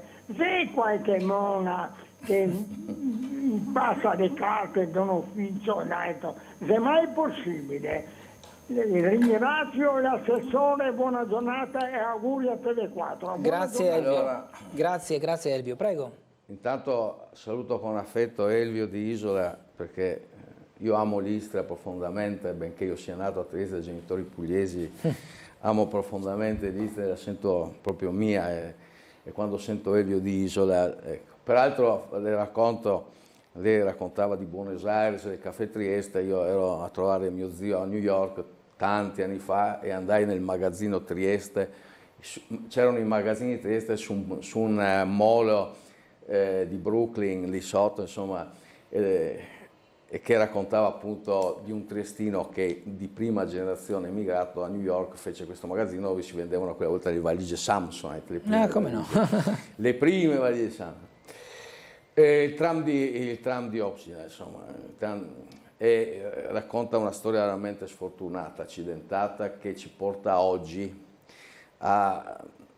io parlo, insomma, vado coi piedi veramente di piombo su questo argomento, nel senso che chiaramente esiste questa fase finale ormai che dovrebbe riguardare esclusivamente la stesura di documenti che vanno a sancire in modo burocratico la bontà dei lavori, un po' come quando uno fa a casa ti fa l'impianto elettrico, che poi ti devi fare tutto il progetto certificato e firmato. Siamo a quelle fasi, insomma. Il libretto appunto si chiama libretto di esercizio. Di esercizio, bravissimo. Il libretto di esercizio con tanto di certificazione. Allora, per fare questo libretto di esercizio chiaramente bisogna fare tutta una serie di valutazioni e vidimazioni di tutti i processi costruttivi del nuovo impianto, e chiaramente ci vuole il tempo e ci vuole, come dire, ci vuole tutta quella fase giuridica. Qua siamo veramente in elementi giuridici molto delicati e attenti. Insomma, io mi fermo qui perché su questo tram veramente complesso andremo avanti. Ok, allora tra poco saremo in compagnia di Gianluca Paladin. Nel frattempo leggo una mail. Vi chiedo solo una cosa, signore del territorio di Trieste, come fa a prendere ogni giorno la linea telefonica? Scrive Sonia. Non lo so, onestamente, non sono come dire, utente di Sveglia Trieste, perché non credo di non aver mai chiamato alla stessa emittente, che neanche quando conduce la collega, quindi non so onestamente. Altre mail: se ci sono state brutte sorprese nel sottosuolo di Ponte Rosso che hanno causato lo stop dei lavori, penso che parliamo dei ponti bianco e verde, sì. I tecnici devono approfondire i dati in possesso riguardo le rive per non avere di nuovo brutte sorprese lì sotto qualora si volesse fare il park sotto la Marittima. Ma penso... Chiedo di rendere più accogliente il park del Silos, scrive Renata. Quindi in questo caso sempre di parcheggi parliamo, ma di rendere più anche come dire, decoroso l'ingresso al Silos, inteso come posteggio. La signora Renata ha perfettamente ragione. Noi abbiamo un impianto che è il Silos, che obiettivamente è un impianto poco accogliente, anzi per proprio nulla, insomma è così. Quindi affrontarlo peraltro in certi momenti della sera, non dico della notte, ma della sera, pomeriggio, tardi sera, è davvero complicato. Quindi crearlo più accogliente, più illuminato, più tutto. Mentre sul tema di cui la signora Renata raccontava, era quando si iniziò nel piano parcheggi, si individuò Piazza Ponte Rosso per fare il parcheggio interrato, allora vi fu il comitato contro e vi furono tutte le perplessità del caso. A quel punto io ero in giunta con Di Piazza e cancellammo dal piano parcheggi quell'impianto di sosta.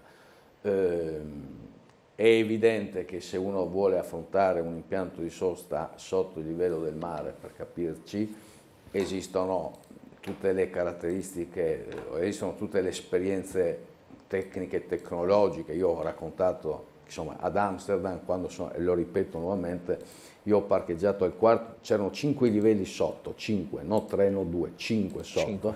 Io parcheggiai al quarto con un certo timore claustrofobico di essere sotto il livello del mare, ma non c'era una goccia d'acqua, non c'era una chiazza d'umidità. È chiaro che la tecnologia oggi ti aiuta, insomma, a fare.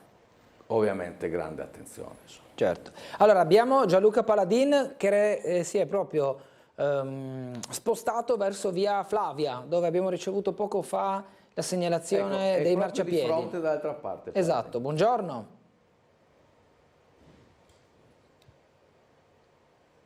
Non si sente l'audio. Se poi vuoi ripetere. Sì, ce l'abbiamo.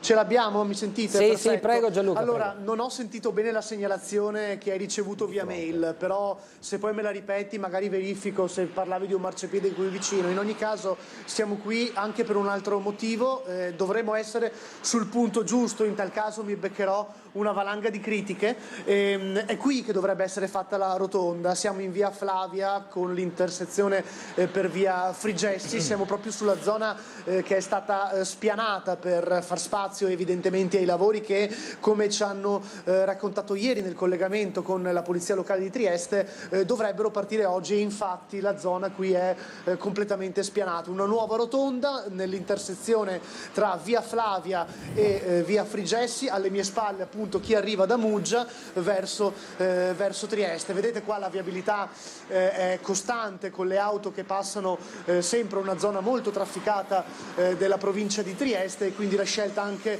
per questi motivi di fare una rotonda. Da qui si prende la via per Opicina, per l'autostrada Venezia-Udine, per Fernetti, si ritorna al centro di Trieste, ma si va anche verso il Porto Nuovo Molo Settimo e poi si va ovviamente verso Muggia, un punto di snodo molto importante e fondamentale, per il quale si è deciso di fare una rotonda, peraltro questa anche zona di ditte, aziende e di commercio all'ingrosso, quindi insomma una zona molto trafficata, molto frequentata anche da mezzi pesanti, non solamente da pendolari o persone che si muovono per andare su e giù tra Muggia e Trieste, oppure anche per il confine sloveno. Quindi insomma una zona che verrà in parte rivoluzionata grazie all'utilizzo della rotonda. Da Veneto, Bernardo, sai come io sia molto sensibile al tema delle rotonde, e insomma sarebbe una nuova rotonda che quindi verrebbe fatta proprio qua in via Flavia. I lavori dovrebbero partire oggi dovrebbe proprio essere installato il cantiere. Nel frattempo,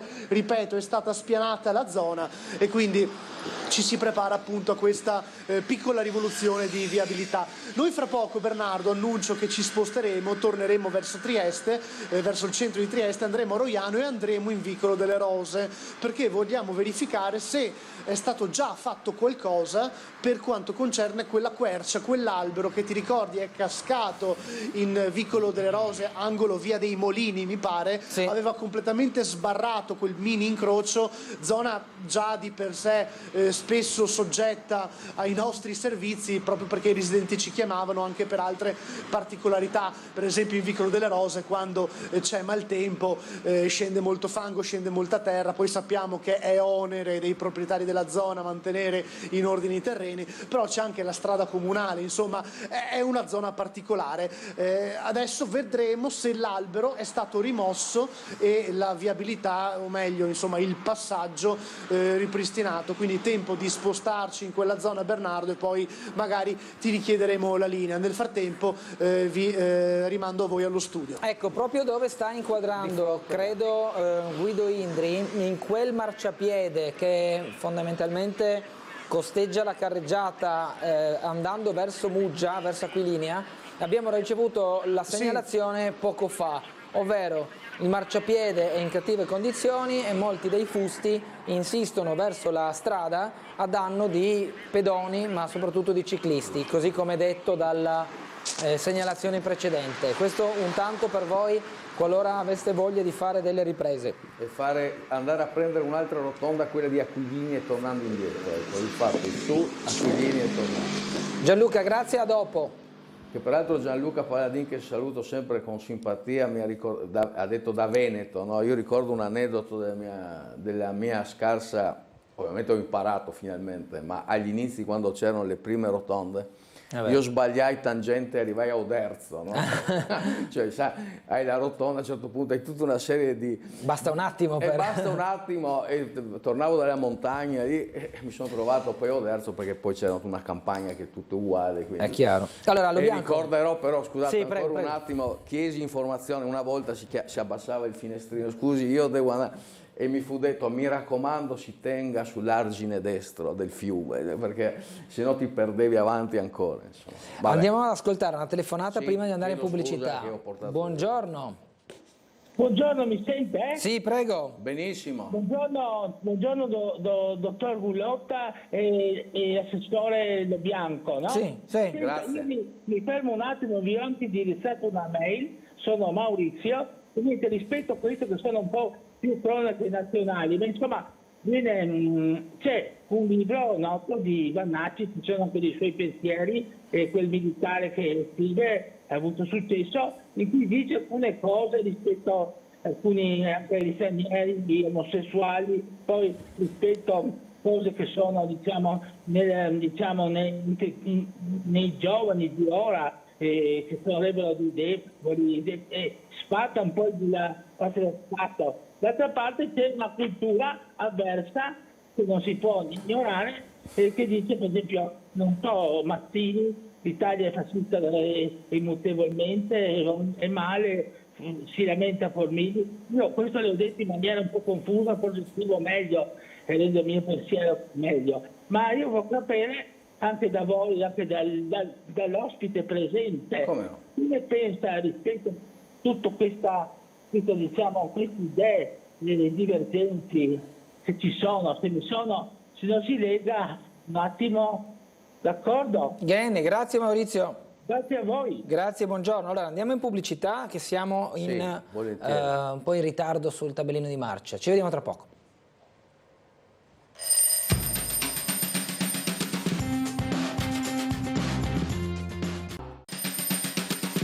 Per loro. Nostra trasmissione con in studio il consigliere regionale di Forza Italia, Michele Lo Bianco. Abbiamo Gianluca Paladin che ci chiede la linea proprio perché sul posto dove gli abbiamo segnalato prima la richiesta del telespettatore di sopralluogo ci siamo spostati proprio con lui e con Guido Indri. A te Gianluca. Sì, esatto Bernardo, abbiamo camminato circa 200 metri sul marciapiede segnalato verso Muggia, credo sia questo, anche perché è l'unico che c'è.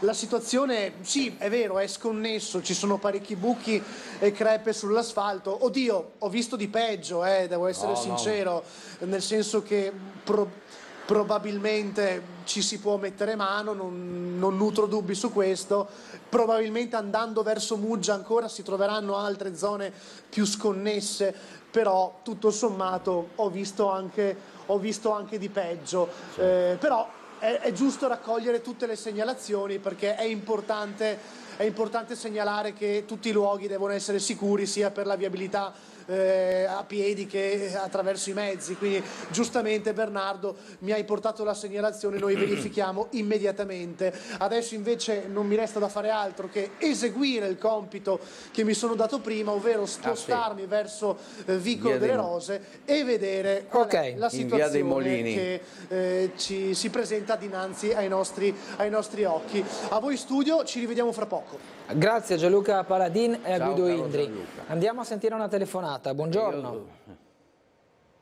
Bernardo, a lei e al suo ospite. Buongiorno. Volevo dire prima di tutto al dottor Lo Bianco che dovremmo fare una trasmissione su di lui, perché in mezz'ora ha parlato di casi personali che a lui sono successi. Penso che a questo più di tanto ai cristini non interessino, perché della vita... Ma lei è di Monfalcone, no? Se non sbaglio. D'accordo. E allora cosa vuole? Mi adatterò anche ai monfalconesi. Cioè, è stato di qua, è stato di là, ha visto il caffè Trieste, insomma basta andare nella vicina Slovenia per trovare un caffè Trieste. No, io non sono andato al caffè Trieste, si è ascoltato bene un'altra cosa. È il signore interventore al suo posto che è andato al caffè Trieste a Buenos Aires, si ascoltava bene. Sì, io ho detto un'altra cosa. Sì, lei ha visto qualcosa di Trieste a Buenos Aires? No, io non ho visto niente, era il telespettatore che l'ha preceduta, se lei ascoltava bene l'intervento. Non sono andato io a Buenos Aires. E intanto prima di tutto lo ringrazio allora dalla stupidità della mia domanda nella quale lei ha risposto in questa maniera. Poi a tutte le altre risposte che doveva dare ai telespettatori, intanto sul marciapiede non devono correre le biciclette perché è a rischio delle persone che camminano. Sì. Poi non ha saputo neanche dare una risposta sulla legge e a tutela degli animali del circo, quando era lui, ma adesso gli sembra, cioè le cose si dicono o si sanno o si sta a casa della politica. Tanti saluti al dottor Bernardo. Grazie. E mi dispiace per lei, dottor Lo Bianco, perché fa finta di essere un buonista e insomma lasciamo perdere. Grazie signora. E buona giornata. Buona giornata. Buona giornata a lei. Lo Bianco. Vuole aggiungere qualcosa? Ma no, ma non ha compreso la signora. Come dire, devo parlare dei circhi? Quando ero assessore non ho fatto venire nessun circo con animali. Dopodiché non so cosa... Non so. Vabbè, leggo delle mail, così proseguiamo perché ne stanno arrivando veramente tante. Dunque, Piero scrive: buongiorno, servirà un nuovo corteo? Ma la Wärtsilä, un'azienda nordica che come altre nel mondo hanno comprato in Italia per 2 lire, sfruttato brevetti e incentivi italiani, distrutto le industrie scappati lasciando solo macerie, è praticamente la maniera più meschina di eliminare la concorrenza. Ora la domanda: possono la Regione e il governo italiano intervenire in qualsivoglia maniera per contrastare la situazione? Certo non in tempi brevi, un nemico della nostra economia è l'Unione Europea o le sue regole omicide, quell'Unione che impedisce di fatto interventi governativi garantisti e rapidi a sostegno delle industrie nazionali, a meno che non si tratti dei soliti noti. Sono europeista, ma la mia Europa è quella dei popoli, della storia, delle tradizioni e degli eroi, non quella svenduta alle multinazionali mondialiste che affermano la propria autorità e affamano le famiglie. Che tristezza, che delusione, come detto, scrive Piero sul discorso Wärtsilä. Altre mail: buongiorno, non è possibile dover sentire tutte le mattine un comizio del TLT, saremo anche tutti ignoranti, ma almeno non siamo degli illusi che credono nel miracolo economico del territorio libero. Senza lo Stato italiano saremmo già morti e essere italiani è sempre stato il nostro grande obiettivo. Un cordiale saluto, firmato Roby. Buongiorno, mi dispiace per il signor Fulvio che chiama ogni mattina e non ho nessuna soddisfazione, siccome è un tema che riguarda Trieste. Perché non fate una trasmissione sul tema? Per capire se è fattibile, se non esiste più, che benefici potrebbe portare, invitate uno storico, un giurista, rappresentanti del TLT, qualche politico interessato, scrive Lorenzo. Gianni invece, al dottor Gulotta e al consigliere Lo Bianco un augurio di buona giornata. Quest'ultimo chiedo se può intervenire per far sì che le 2 fontane del Palazzo del Governo abbiano finalmente da spegnere la grande sete che da troppo tempo la assillano. Queste fontane del governatore più che del governo, perché passa il governo e la prefettura, queste fontane che ingentiliscono il bel palazzo dovevano essere già in funzione da tempo, poiché i soldi, secondo il consigliere della Lega, che non mi sovviene il nome, erano già stanziati. Un amichevole saluto al consigliere Lo Bianco, scrive Gianni. Sì, le grazie fontane. Signor Gianni. Lo saluto. Le fontane, abbiamo detto. Sì, sono le 2 fontane che peraltro hanno anche un nome. Non me le ricordo. Sì, Piazza Unità. Allora, gli alberi di via Flavia non sono del comune, si procederà a verifica se saranno del Coselag oppure di privati. Marciapiedi invece sono messi in agenda fra le priorità, mi scrive l'assessore Babuder. Vicolo delle Rose, tutto a carico dei privati, la proprietà ha iniziato l'intervento il giorno 12 e quindi sono in corso e probabilmente Gianluca Paladin sul posto troverà qualche lavoro già svolto, vado a pensare che sia così.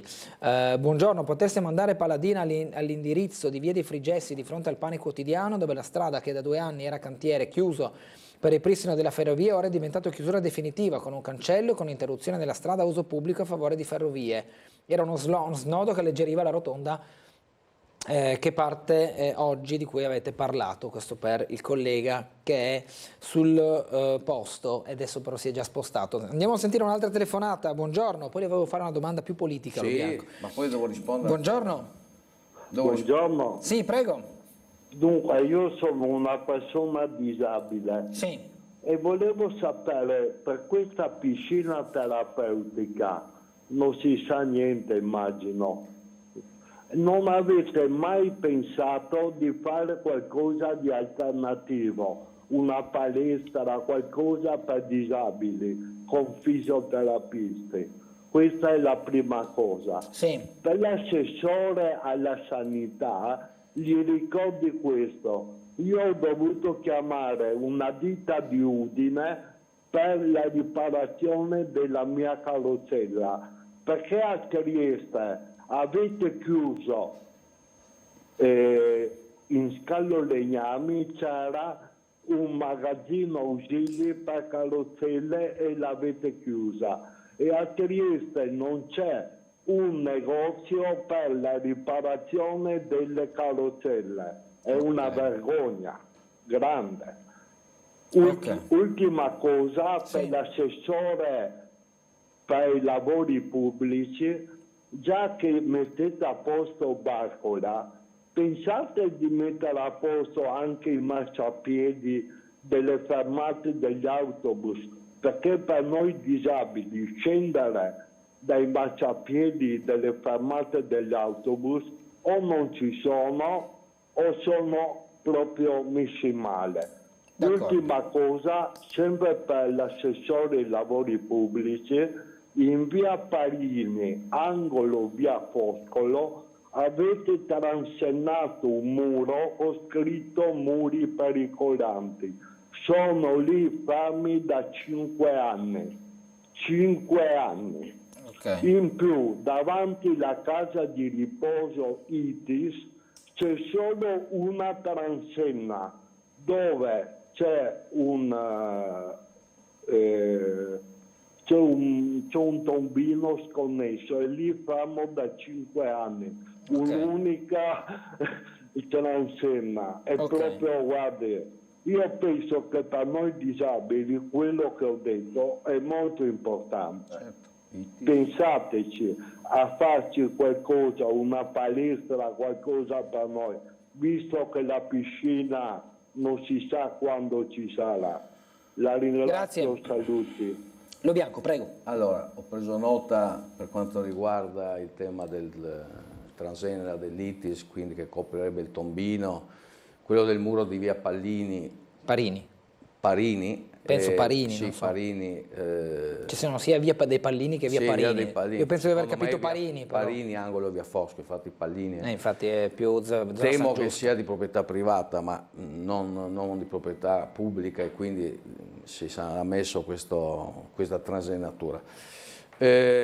Io penso che la priorità assoluta è fare la piscina terapeutica, onestamente, ancora prima, come prima risposta, insomma, perché quella è quella struttura che è importante, desiderata e assolutamente preziosa per le cure, appunto, voi per la disabilità, ma insomma voi per le terapie da recupero. Quindi questo so che è un elemento prioritario della Giunta e non ho dubbi che in una progettualità ormai avanzata si avrà una risposta in questo mandato. Ecco. Poi avevo cosa da rispondere ancora, c'è tutta una serie di domande. Le fontane, via Frigessi. Le fontane, sulle fontane di Piazza Unità chiamerò ovviamente il responsabile, ovviamente tecnico della regione, che mi illustrerà il punto nave della situazione delle due fontane. C'era ancora l'altra telefonata di Vannacci. Devo dire, io sarò uno dei pochi a non aver letto il libro di Vannacci, ma non condivido le opinioni che ha Vannacci sui gay, sugli omosessuali, quindi sgombriamo il campo su quel tema. Per quanto riguarda invece il tema importante, strategico, è veramente di una delicatezza straordinaria che dovrebbe, al di là di tutti, ecco, è il tema Wärtsilä, ecco, quello sì che ci ha raccontato il signor Piero, sì. Ecco, è che quella è il tema che dovrebbe concentrare tutte le energie nostre in una battaglia ormai veramente all'arma bianca nei confronti di questa situazione, che vede sicuramente la Wärtsilä compiere un atto inqualificabile, volendo lasciare per strada, insomma, i 300 e passa dipendenti con tutto ciò che riguarda l'indotto, ma creare un vuoto di industrializzazione nella nostra città. Allora, ci sono tutte quelle tecnicalità che riguardano ovviamente le crisi industriali che ci porteranno obiettivamente fino ad ottobre, e da qui a ottobre sarà assolutamente prioritario trovare un soggetto alternativo laddove vi è la difficoltà di farlo inserire in un contesto dove rimane una parte di Wärtsilä e una parte invece viene abbandonata a sé. Ecco. Allora, in questo contesto, che anche è complicato, no? di tessere anche giuridiche, dove tu devi far coesistere in un contesto che rimane a Trieste di Wärtsilä, che è il service, così chiamato, e invece fa riempire un luogo che Varsila ci vede disimpegnato. Allora in questo contesto il 27 gennaio ci sarà una grande manifestazione, ecco lì io invito veramente tutti i cittadini a partecipare massicciamente al fianco degli operai, delle maestranze, delle risorse umane di Varsila, perché è, come dire, un elemento strategico, credetemi, non solo ovviamente dal punto di vista occupazionale, industriale, ma riguarda veramente la solidità industriale della nostra città. Insomma. Ha un senso fortissimo essere tutti lì abbracciati ai nostri concittadini che lavorano in Varsila. Andiamo ad ascoltare un'altra telefonata, buongiorno. Sono di Roiano. Prego. Volevo segnalare che in via Barbariga, di fronte praticamente alla banca, c'è un marciapiede già da tanti anni disastrato in una maniera che qualcuno potrebbe farsi molto male. Ok. Non occorre altro, va bene? Ok, grazie. Via Barbariga davanti alla banca? La banca, sì, sì. Di fronte alla banca, l'altro lato della strada. Ah, dall'altra parte? Sì, dall'altra parte, va bene? Ok, grazie, Okay, grazie. Bene. Via Barbariga. Lo andremo a vedere magari uno di questi giorni. Lo Bianco, le faccio vedere un articolo di oggi sul Piccolo. Da via Paduina al Comune, la grande sfida di Fratelli d'Italia per il post di piazza nel 2027. Gli eredi della fiamma sono passati dal manipolo di militanti del 2012 ai 500 tesserati di oggi. Per le comunali gli obiettivi sono chiari: sviluppo della portualità, rioni e freno all'immigrazione. So che non riguarda, diciamo, la sua sfera di partito, lei è di Forza Italia e non di Fratelli d'Italia, però qui si apre comunque una partita anche interna al centrodestra, perché si guarda a quello che sarà il retaggio di Di Piazza, l'eredità di Di Piazza, che salvo ribaltoni di deleghe di terzi mandati consecutivi non è più ricandidabile. Forse anche lui, finito questo ultimo mandato, magari vorrà dedicarsi ad altro oppure no, questo insomma non sono io a dirlo, ma al netto, al momento non si può ricandidare. Come ritiene che si muoverà il centrodestra proprio in vista di un post di piazza? Facendo una premessa che, tanto io, essendo stato nell'MSI, in Alleanza Nazionale, mi trovo anche, come dire, omogeneo nel dover raccontare e intervenire in questo articolo. 3 anni mancano alle elezioni, no? 3 anni una volta in politica erano un tempo brevissimo, 3 anni. Oggi invece rappresentano un tempo molto molto lungo per tutto ciò che sono gli impegni di questa giunta.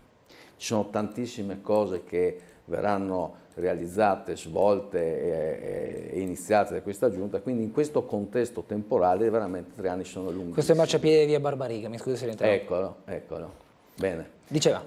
E quindi in questa visione di tempi ancora molto molto lunghi, dire sin d'ora quali possono essere evoluzioni è un po' complesso, laddove l'esperienza del centrodestra ci dice che in questi ultimi anni eccetera ha dimostrato una sua compattezza e quindi si presenterà, come è auspicabile, con un candidato unico e unitario, insomma. Ma siamo sicuri di questo? Insomma, togliamo il giornale. Io sono pienamente certo che ci saranno tutti gli sforzi per portare un candidato, assolutamente, insomma, l'esperienza, perché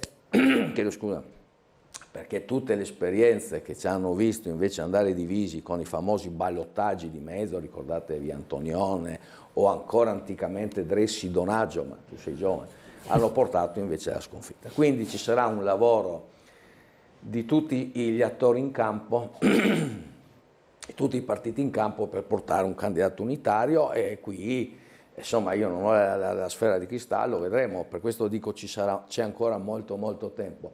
Quello che mi sento di dire, chiedo scusa di questa raucedine, è quello che desidero dire è che io credo molto in un candidato politico, no? Ormai abbiamo, insomma, la politica penso debba riprendere, come dire, il governo della città. Abbiamo un Presidente del Consiglio che è Giorgia Meloni, che politico, abbiamo un presidente della regione che è politico, quindi auspico in un candidato politico che traini in buona sostanza e che sia candidato sindaco di questa città, anche perché al di là di tutto ovviamente quel che si dice eccetera, insomma la politica ha fatto una bella traversata nel deserto da Tangentopoli a oggi e penso che abbia dignità di poter ricoprire nuovamente un ruolo, quello da sindaco.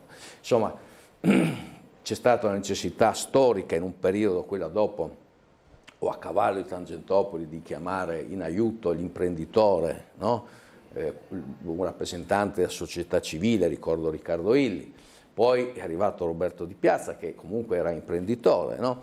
Ecco, ma quel periodo storico ormai è consegnato alla storia, insomma, e la politica ha fatto comunque tutto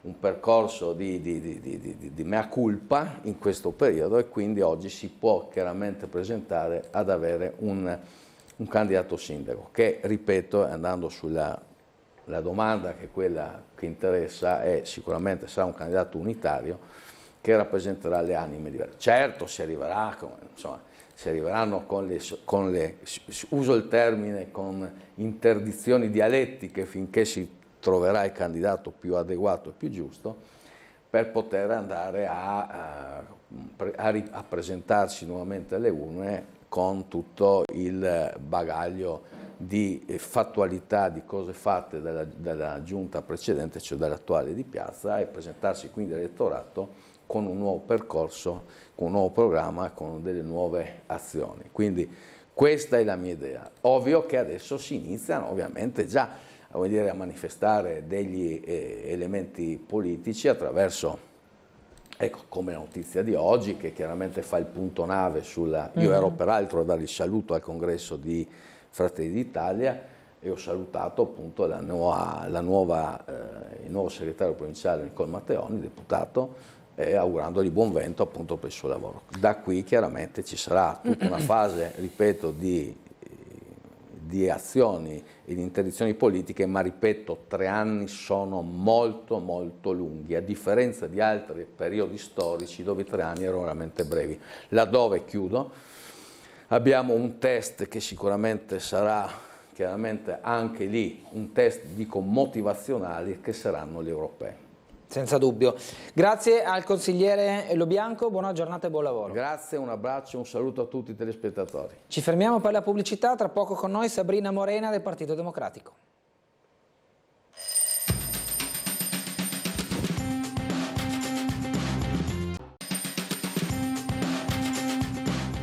Ritorniamo in diretta con Sveglia Trieste, 9:05 minuti, 6 praticamente, in compagnia di Sabrina Morena, vice segretaria della segreteria provinciale del Partito Democratico. Bentrovata. Buongiorno, buongiorno a tutti e a tutte. Dunque, mi diceva adesso in pubblicità come questo nodo delle case ATER, più che altro delle lunghe liste, delle tante richieste, e molte di queste rimaste inevase proprio per termini anche di domanda-offerta, stiano pesando sul tessuto sociale delle richieste di un alloggio di edilizia residenziale.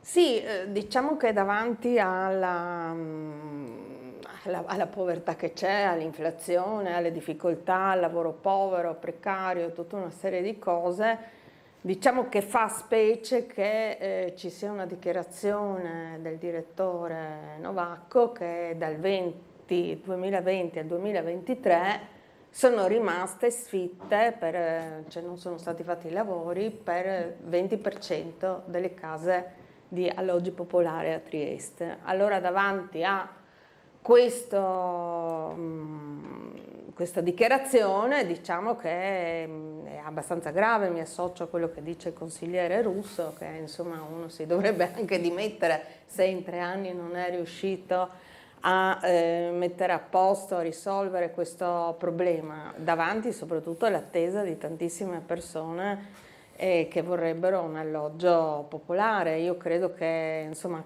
credo che sia una cosa molto importante e buona anche di questa città, perché è una città che comunque ha avuto edilizia popolare. Naturalmente bisogna ampliarla, perché sappiamo benissimo tutti i problemi anche dei giovani rispetto a questo, rispetto alla casa, e non solo giovani, naturalmente penso anche pensionati, so di tante persone che devono anche che chiedono magari di cambiare, no, l'alloggio perché magari è troppo lontano, per problemi proprio di mobilità, di disabilità sopravvenuta, eccetera. Per cui veramente penso che insomma bisogna investire assolutamente, e la Regione appunto dopo 5 anni Federica governa già da 5 anni, penso che avrebbe dovuto già risolvere questo problema, e invece mi pare risolto.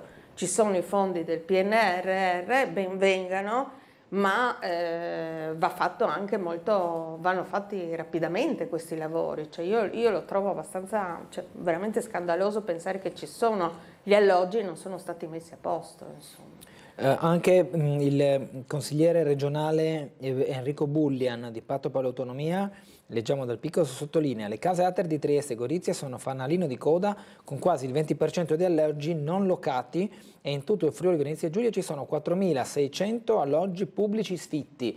Quindi il tema diventa anche riqualificare tutto quel patrimonio che può essere poi rimesso, no, nelle disponibilità. Quanti sono sfitti, perché comunque anche il comune ha degli alloggi, e sarebbe anche bene che tra l'altro è da tanto che mi chiedo che cosa succede in via Gatteri, dove c'erano degli alloggi affidati a ICS, che poi appunto ICS non è stato rinnovato l'accordo.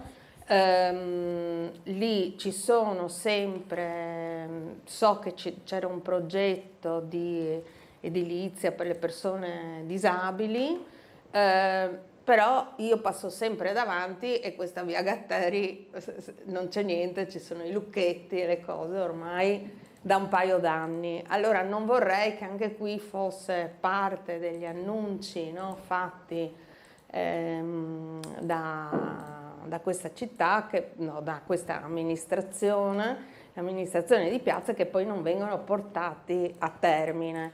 E credo che anche lì l'idea che tieni comunque sfitto una serie di alloggi o comunque vuoti davanti alle esigenze, no, di questa città in generale, e soprattutto delle persone in condizioni di disagio, sia molto grave.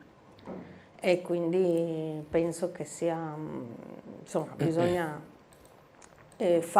forse fare di più. Ecco, mi sembra che questa è l'aggiunta del fare, ma è un'aggiunta più che fare concretamente, fa molti rendering, molti progetti, molti annunci, e poi non si arriva mai a un dunque? A un dunque vero, ma soprattutto a un dunque che venga incontro ai cittadini e alle cittadine. Abbiamo Gianluca Paladin da Vicolo delle Rose, angolo via dei Molini, dove sono intervenuti, immagino, i vigili del fuoco per la rimozione del tronco che bloccava la strada. Se Gianluca è pronto... Piscianzi questa? Zona, sì, quella zona. Anche Piscianzi, se vogliamo metterla, anche lì.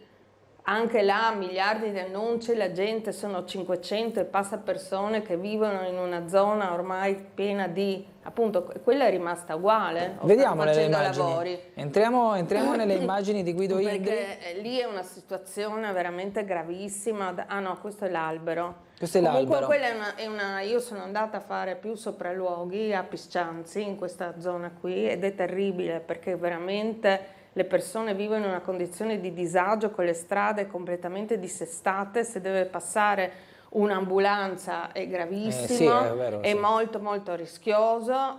Io veramente, però ormai anche questa è una situazione che va avanti da anni, e mi chiedo perché questo tipo di operazione non siano fatte in urgenza, perché tanto si parla di ovovie e di altre grandi opere. Questa è un'opera che riguarda un rischio idrogeologico molto forte in quella zona, e il disagio di tantissime famiglie che vivono lì, e noi parliamo di fantasie mirabolanti, insomma. Cioè, no? parla dell'ovovia? Sì, parlo dell'ovovia, che comunque davanti a tutto questo problema, questo disagio, eccetera, ci domandiamo se non sarebbe il caso di spostare questi fondi, di parlare con Roma Non è troppo tardi e di riuscirli. Non è troppo tardi ormai? Devo dire, i lavori non sono ancora incominciati. Certo, sono stati spesi molti soldi già per i progetti. Mi riferisco in particolare alle cabine lì di Fuxas. Le stazioni, sì, cabine, non erano tanto cabine, erano delle cose enormi.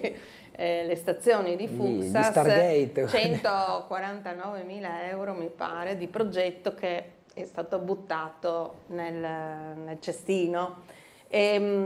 Allora, di questi soldi però, che sia chiaro, no? Non sono di qualcun altro, sono soldi nostri, no? Sì. Cioè, noi comunque versiamo le tasse, le cose, eccetera, e sono state elette delle persone per amministrare questo denaro, ma questo denaro va amministrato bene, non può essere, perché se facciamo l'elenco c'è questo, 50.000 euro per il progetto di Piazza Sant'Antonio, mai realizzato, ancora sempre annunciato, non faremo quel progetto lì, per cui sono stati spesi comunque 50.000 euro, mi ricordo quando io ero consigliere in comune, però noi Piazza Sant'Antonio ancora così come l'abbiamo vista, addirittura i marciapiedi laterali non sono stati, sì, forse è stato,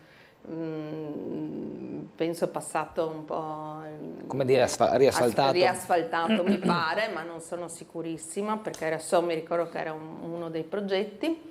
Però la piazza è sempre una specie di zona bombardata di Trieste con dei buchi enormi dove c'è un bellissimo mercato, dove in realtà sarebbe una piazza naturalmente da valorizzare, per cui insomma ci si trova davanti a questa situazione veramente, insomma, soldi pubblici purtroppo buttati via, regalati, ti viene anche il dubbio, cioè tutta una serie. Allora mi dico, forse sarebbe anche, per non parlare adesso di questo, con tutto il rispetto per l'architetto Kipar, però anche il famoso occhio di Massimiliano, cioè ovvero detta anche mini rupe, ovvero come ha definito il sindaco un paio di sassi del Carso, una fontanella e la salvia. Mi domando intanto quanto costino e due se proprio hanno senso farlo in quel luogo. Allora andiamo da Gianluca Paladin, proprio dalla zona di via Vicolo delle Rose, via dei Molini, per vedere il punto e lo stato dei lavori. Dopo le faccio vedere il progetto di Sant'Antonio che risale a un anno fa, quello che era il rendering, che dopo lo manderemo a video. Altro non ho a farle vedere, Morena. Rendering, se si aspetta, tanti. Siamo la città del rendering. Se si aspetta che glielo disegno io viene fuori una schifezza, ve lo assicuro, che io a disegnare sono una frana. A proposito di frane, nella zona in cui sono cascati alberi, Gianluca, buongiorno. Non c'è? È a colloquio con una residente, lo vedo io nell'inquadratura, diciamo, di anteprima, ma non è ancora pronto probabilmente. È una situazione veramente molto triste. Ci arriviamo, Morena, anche perché insomma così ce lo racconta lui, però andiamo da una telefonata a questo punto finché non sono pronti i colleghi. Pronto, buongiorno. Per quanto riguarda, mi pare, 45.000 euro del progetto, con quei 45.000 euro si potevano rimettere a posto le pietre di Piazza Sant'Antonio. Però adesso lei che era su a Piscianzi, io penso non solo a Piscianzi, il Bosco Bole, Strada Nuova per Opicina e dappertutto via Cardaro, ci sono un'infinità di alberi che da anni io faccio segnalazioni con l'edera che stanno morendo ed è pericoloso perché anche del bosco di Piscianzi ci sono un mucchio di alberi che sono avidi con l'edera proprio e penso che moriranno prima o poi perché l'edera li soffica. Nessuno sta facendo niente e non è una questione di un albero, ma sono centinaia e centinaia di alberi. Basta andare. E ho anche comunicato con l'assessore della regione Scocimaro il fatto ma sono anni che sto segnalando, non si fa assolutamente niente. Noi restiamo così a guardare gli alberi morire con l'edera che li sta soffocando. Bisogna fare qualcosa, fate qualche cosa. Grazie, buongiorno. Grazie Sergio. Allora, più cose, perché dopo, come dice Bosazzi, c'è un incrocio di più componenti. Sì. Abbiamo Gianluca Paladin, ma anche la pubblicità che deve mandare 3 minuti fa. Quindi breve pausa, al rientro andiamo dal collega che mi pare che abbia cambiato microfono ed è pronto tra qualche istante con noi. Pubblicità e ci vediamo tra poco.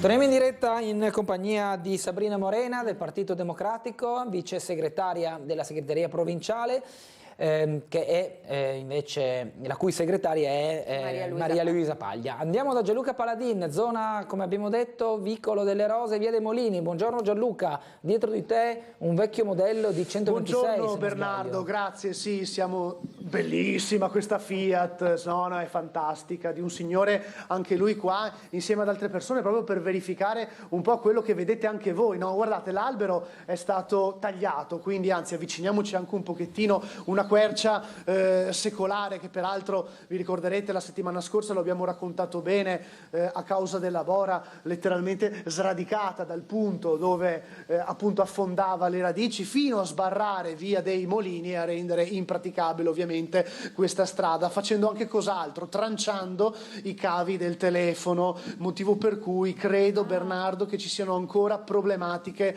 proprio da questo punto di vista, cioè del ripristino della linea telefonica. Adesso poi Guido Indri vi sta mostrando come proseguiva l'arbusto dell'albero, no?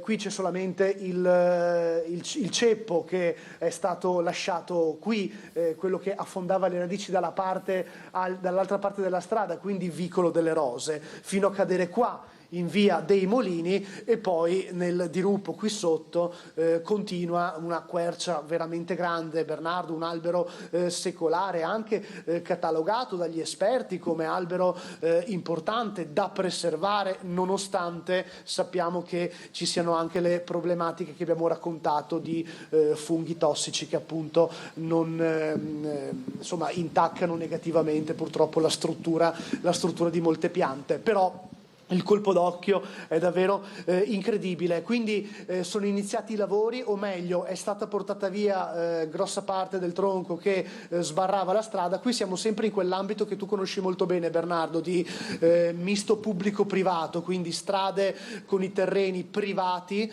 e strade ovviamente che devono essere anche mantenute correttamente dagli stessi proprietari dei terreni, però c'è anche la parte della strada comunale, quindi è una situazione abbastanza borderline da questo punto di vista anche per gli interventi, ma spesso e volentieri lo abbiamo raccontato proprio a Tele4. Mi rendono noto alcuni residenti, poi questo ma sentiamoli i residenti, poi, se è possibile. Non hanno voglia, non hanno piacere, hanno epiteti di rilasciare, però dichiarazioni. Sono arrabbiati?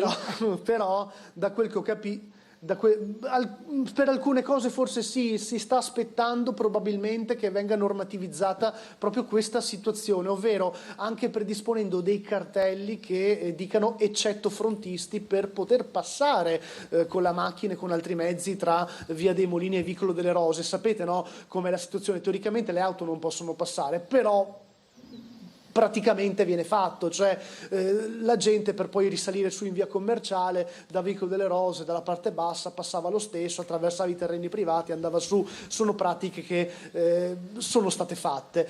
Da quando poi c'è stata tutta la problematica delle frane, delle valanghe con il maltempo, adesso poi con quest'albero è diventato più evidente il problema del passaggio, che di fatto però ti porta a terreni privati, e quindi magari i residenti vorrebbero la cartellonistica che dica mettiamo un cartello eccetto frontisti, in modo tale che si capisca che almeno chi vi abita può fare il su e giù, e la strada teoricamente almeno per loro non dovrebbe essere in divieto, perché stante i cartelli come sono in questo momento, qui non si può di fatto passare. Quindi anche una richiesta proprio della popolazione residente di rendere normativamente più chiara la situazione qui tra Vicolo delle Rose e Via dei Molini. Andiamo nella parte alta. alta. Andiamo oltre, mentre vediamo tra l'altro che passa anche una persona, evidentemente anche lui probabilmente abita qui. Andiamo un po' oltre, io allungo un po' il cavo, povero Guido che giustamente mi sta seguendo. Ti faccio vedere, Bernardo, il cratere che è rimasto, dove è crollata anche parte della strada a causa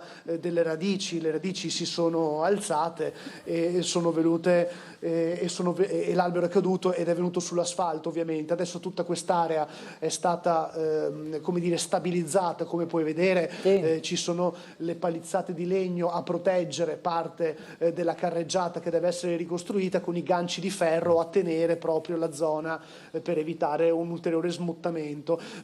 Ci sono anche delle scritte ingiuriose. Sì, vedo che non hanno perso tempo nell'andare a scrivere.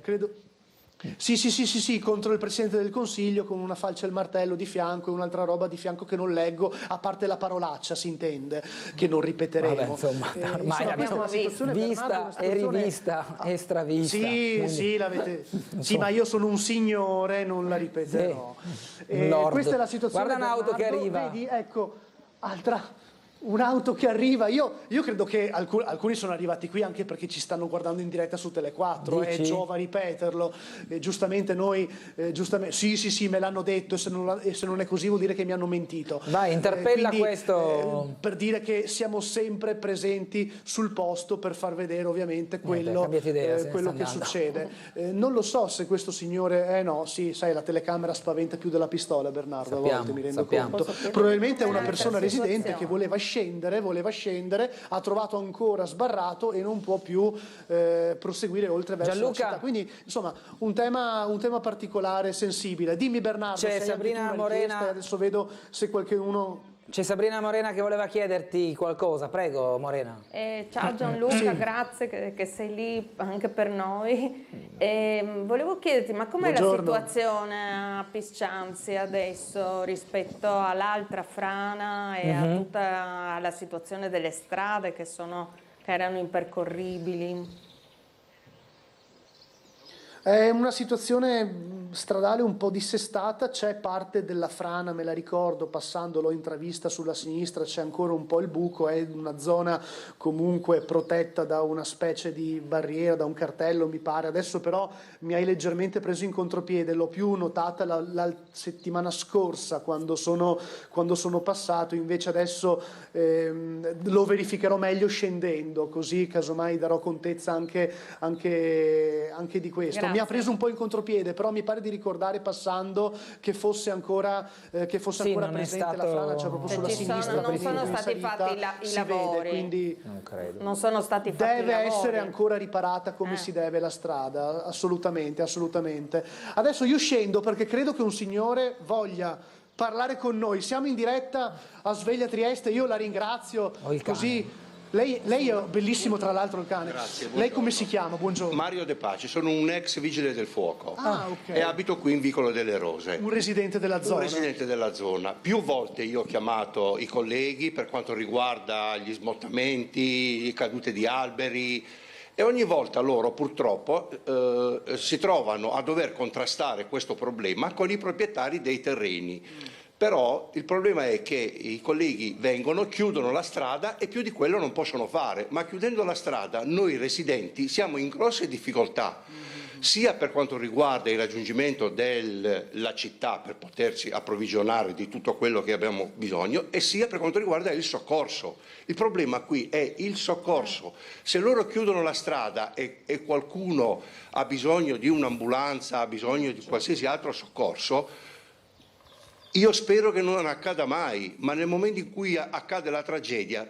perché purtroppo in Italia aspettiamo sempre la tragedia, quando c'è la tragedia si interviene, ma non è così, perché questa è una strada comunale, paghiamo le tasse e non mi si può rispondere alla richiesta che ho fatto una volta al telefono a un'impiegata del comune: ma lei cosa la sta in via Carducci? No, perché i miei soldi sono uguali a quelli che abitano in centro città e io, ripeto, pago le tasse e pretendo l'adeguamento della strada, non pretendo illuminazioni, pretendo la viabilità sicura, e qui di sicuro non c'è niente. Se voi fate il tratto in giù, noterete c'è ancora la frana. C'è ancora la frana, spostate da me alcune pietre la mattina, e in più giù ci sono ancora a terra un altro pezzo di strada chiuso dai miei colleghi un anno fa.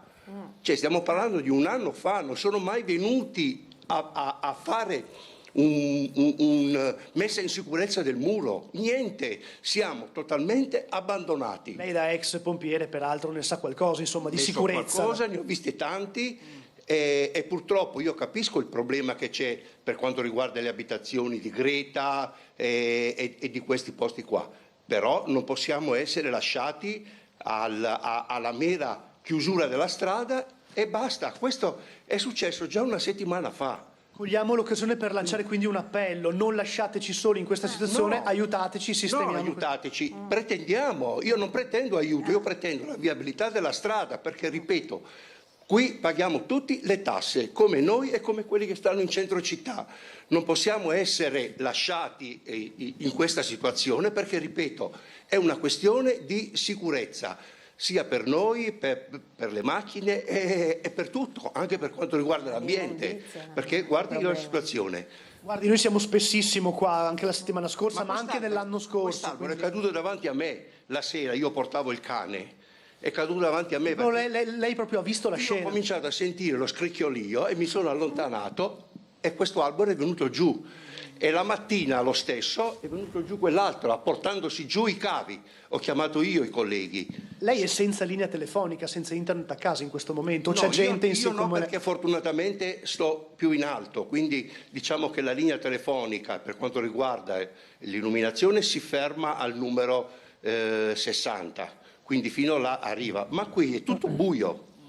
Qui è buio, completamente al buio, ed è già una settimana. Allora, devo cedere di nuovo la linea allo studio, però questa segnalazione è andata in diretta, la raccogliamo e la porteremo personalmente anche al sindaco in modo tale da vedere. Per qualsiasi cosa, perché io sento parlare nelle vostre trasmissioni di grandi opere, l'Ovovia,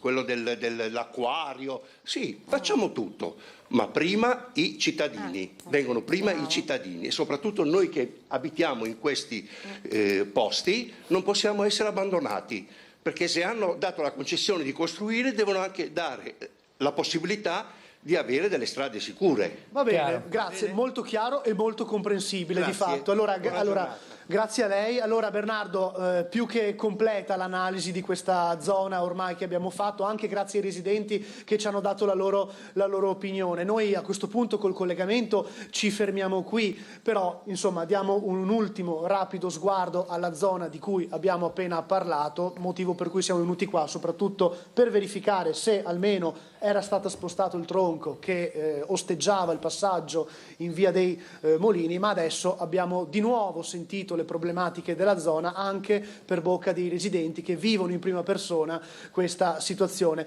Per il momento, ma ci ritorneremo, da Vicolo delle Rose è tutto, ti restituisco la linea. Morena, breve commento prima di andare in pubblicità. Sì, appunto, era quello che un po' dicevo. La cosa importante è che io comunque mi farò carico di parlare anche con i nostri consiglieri del Partito Democratico, che hanno già fatto delle mozioni in tal senso, sia in circoscrizione che in comune, ma farò un pressing. Credo che qui il comune si deve far carico naturalmente della sicurezza, come diceva, ma anche del fatto di creare un accordo, convocare i proprietari di terreni, cioè lì bisogna fare evidentemente una gestione partecipata, soprattutto per quanto riguarda gli alberi, e sono abbastanza preoccupata per questa cosa del fungo, eccetera, perché è tremendo che crolli un albero secolare come quello, no? Quindi vuol dire che c'è un problema e che forse bisogna ascoltare i biologi e insomma cercare di,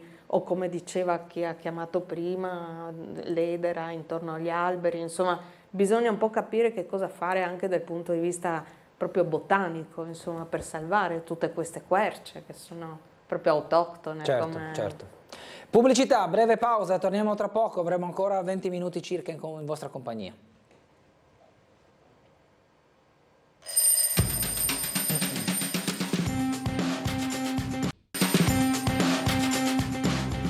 Torniamo in diretta in compagnia di Sabrina Morena del Partito Democratico, vice segretaria della segreteria provinciale. Abbiamo una telefonata, buongiorno.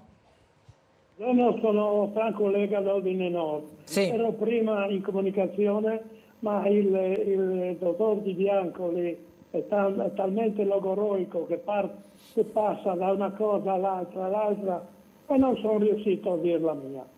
Adesso dicevo, visto anche questi ultimi, gli alberi eccetera, ma fate un bel mutuo oppure aumentate del 2-3% le tasse e finitela con queste buche, ogni giorno le buche, ogni giorno i marciapiedi e gli alberi.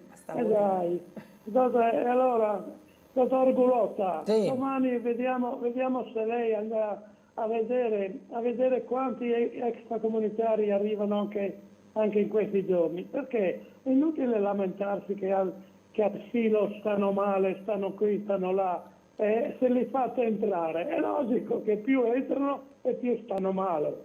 Andate a vedere cosa fanno i militari sul confine e dategli un po' di sostegno, vedersi magari trasmessi in televisione. Possibile che avete sempre le strade, sempre le buche, sempre questo, sempre l'acqua, altre cose in Trieste. Andate anche lì una volta ogni tanto.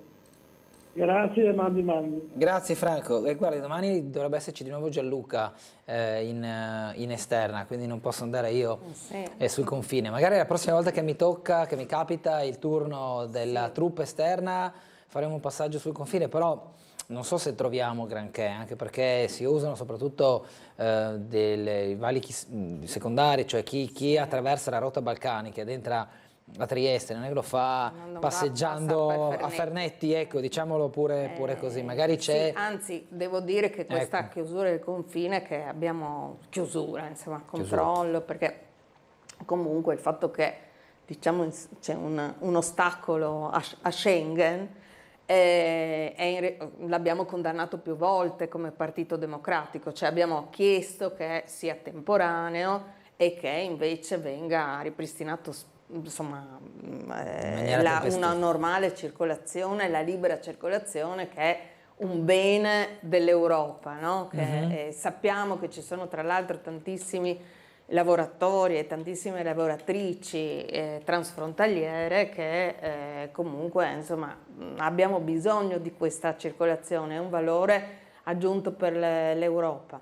Per quel che riguarda le migrazioni, assolutamente, appunto, se dovesse essere, come dire, un controllo, non è lì che va controllato, e devo dire che è un dispendio anche sempre di soldi pubblici, che sono sempre denaro nostro, per mandare le forze dell'ordine, no, a Fernetti, cioè non si spendono pochi soldi, perché vengono anche mandate forze di polizia che vengono da fuori, quindi c'è anche un costo delle trasferte e tutto.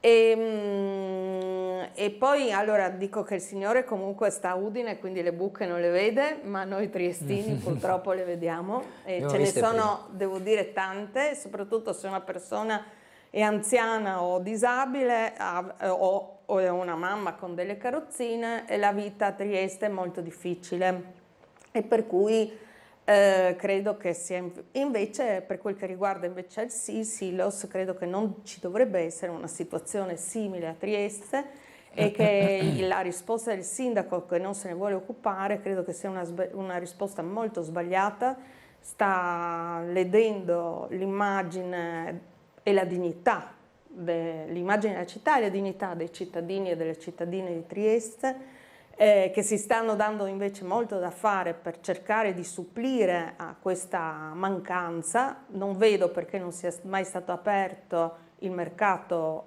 coperto in via Flavio Gioia, quella sala. L'ex bazar. Sì, l'ex bazar, che è lì, che è pronto, per cui penso che questa non volontà... Per un effetto calamita. Sia una forma di banalità del male. Cosa ne pensa? Cioè, da quello che è emerso non c'è stata la volontà di aprire questo spazio, perché dopo, se io apro uno spazio di 50 posti, se ne presentano 300. È una scusa, perché non è così. e le persone comunque vengono lo stesso perché scappano da situazioni pazzesche che sono nel loro paese, che siano per ragioni di guerra, ce ne sono ormai dappertutto, lo sappiamo. Ma se non sono ragioni di guerra sono per cambiamento, per tutte le crisi climatiche che ci sono, e se sono per queste sono per la povertà, ma non per questo le persone non hanno diritto a un'accoglienza dignitosa. Non siamo così poveri e le persone non sono così come dire, così tante, no? In percentuale. Quindi io penso percentuale che su Trieste, sulla popolazione, popolazione. Adesso sono 150 persone al Silos. Però quelle sono al Silos, poi ce ne sono altre accolte, quindi insomma, la quota...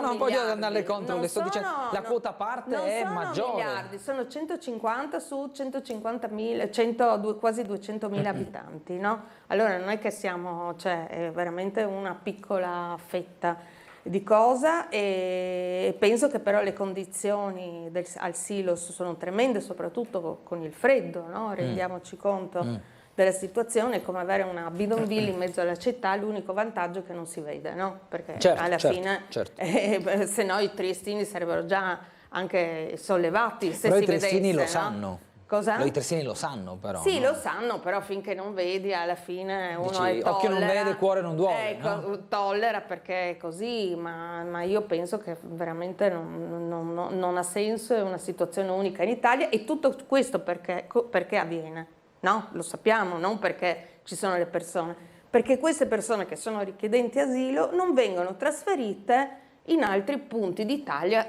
per essere accolte. Fine. Cioè non è che ci sono grandi filosofie, semplicemente ora con il governo Meloni vengono accolte più lentamente, perché ogni tanto ma mentre prima si facevano dei trasferimenti tipo non so, 50 persone, 20, non so, alla settimana, invece adesso sono a spot 200 ogni tot, no? Ecco, semplicemente è una questione di gestione, non è che ci vuole tanto. Cioè, sappiamo già tutti quelli che si occupano di accoglienza, Trieste, hanno già detto che non è che vogliono avere altre persone d'accoglienza, ed è anche giusto, no? Così sono circa 800, 900, è anche giusto, è equilibrato, no? Per questa cosa. Quindi semplicemente bisogna spostarle, quindi il prefetto deve spostare le persone e poi gestire in Italia tutte queste persone, ma non è che sono miliardi, no? Cioè sono sempre poche rispetto alla percentuale della popolazione, rispetto alle opere pubbliche, tutte le cose che facciamo, insomma, no? Non siamo un paese povero, poi insomma le persone più ricche possono contribuire a pagare più tasse. Sentiamo una telefonata, buongiorno. Buongiorno, sono io. Sì, prego. Forse sono troppo tardi, volevo chiedere se Gianluca, venendo giù di Vicolo delle Rose, poteva fermarsi in via Stock e passare davanti, dare un'occhiata davanti al chiosco della verdura vicino al ponte, e guardare il pavimento per terra, perché è un lavoro, là prima o dopo qualcuno si ammazza. Sì. Questo volevo dire, questione di buche. Okay. Poi volevo sapere una cosa, se Fulvio PLT, se il Lecchino Claudio Visintin, se Franco da Udine hanno una via privilegiata per entrare, perché riescono ogni giorno a venire al telefono, e io ho fatto una difficoltà enorme perché ho cominciato a telefonare quando Gianluca era sul Vicolo delle Rose. Ho capito. Va bene, volevo sapere questo anche. Va bene, su questo, ok. Va bene, buongiorno. Grazie. Allora, dov'è Roiano? Ha detto il signore? Allora, Roiano, sono stato personalmente 2 settimane fa, però voglio andare anch'io. Sfortunatamente probabilmente il telespettatore non era in visione. Ho fatto vedere proprio lo stato del marciapiede sotto il ponte dove c'è via Tor San Piero e dove c'è quel chiosco che vende frutta e verdura, praticamente di fronte al distretto sanitario. E il marciapiede è ammalorato, sono Giusto, perché uno va al distretto 3-4 metri quadri. è già un po' malato, così Esatto, così fa tutto un colpo, fa tutta un'unica gestione. No, a parte gli scherzi, sì, è effettivamente messo male, ormai Gianluca penso che si sia spostato di parecchio e quindi non è più in zona, però l'abbiamo visto, l'abbiamo mandato a video, mi spiace che il telespettatore non fosse in ascolto perché fondamentalmente raccoglievo proprio quella che è la sua segnalazione, quindi magari lo rifaremo vedere perché abbiamo le immagini archiviate. E poi non ci sono canali privilegiati per intervenire a Sveglia Trieste, chi chiama e prende la linea parla, e non so onestamente come gli abitué della mattina riescano sempre a prendere la linea, non me lo chiedete perché veramente vi assicuro che non ne ho assolutamente idea. Chiamano, insistono, probabilmente stanno là in maniera molto insistente, prima o poi ce la fanno sempre, quindi vabbè, insomma, tant'è. Abbiamo una telefonata ancora, buongiorno. Buongiorno, mi chiamo Riccardo Alessi, sì. Sono un consigliere comunale di Ruda, sono in opposizione. Volevo fare delle osservazioni. Prego. Il vostro ospite dice che l'Italia è un paese che tutto sommato sta bene in salute, ma si dimentica che il 12% degli italiani vive nella totale povertà, cioè vivono fuori le stazioni nei fasti appello. Vorrei invitare, scusate, l'ospite nostro che adesso mi sfugge il nome, Sabrina Morena. Roma. Come? Sabrina Morena del Partito Democratico.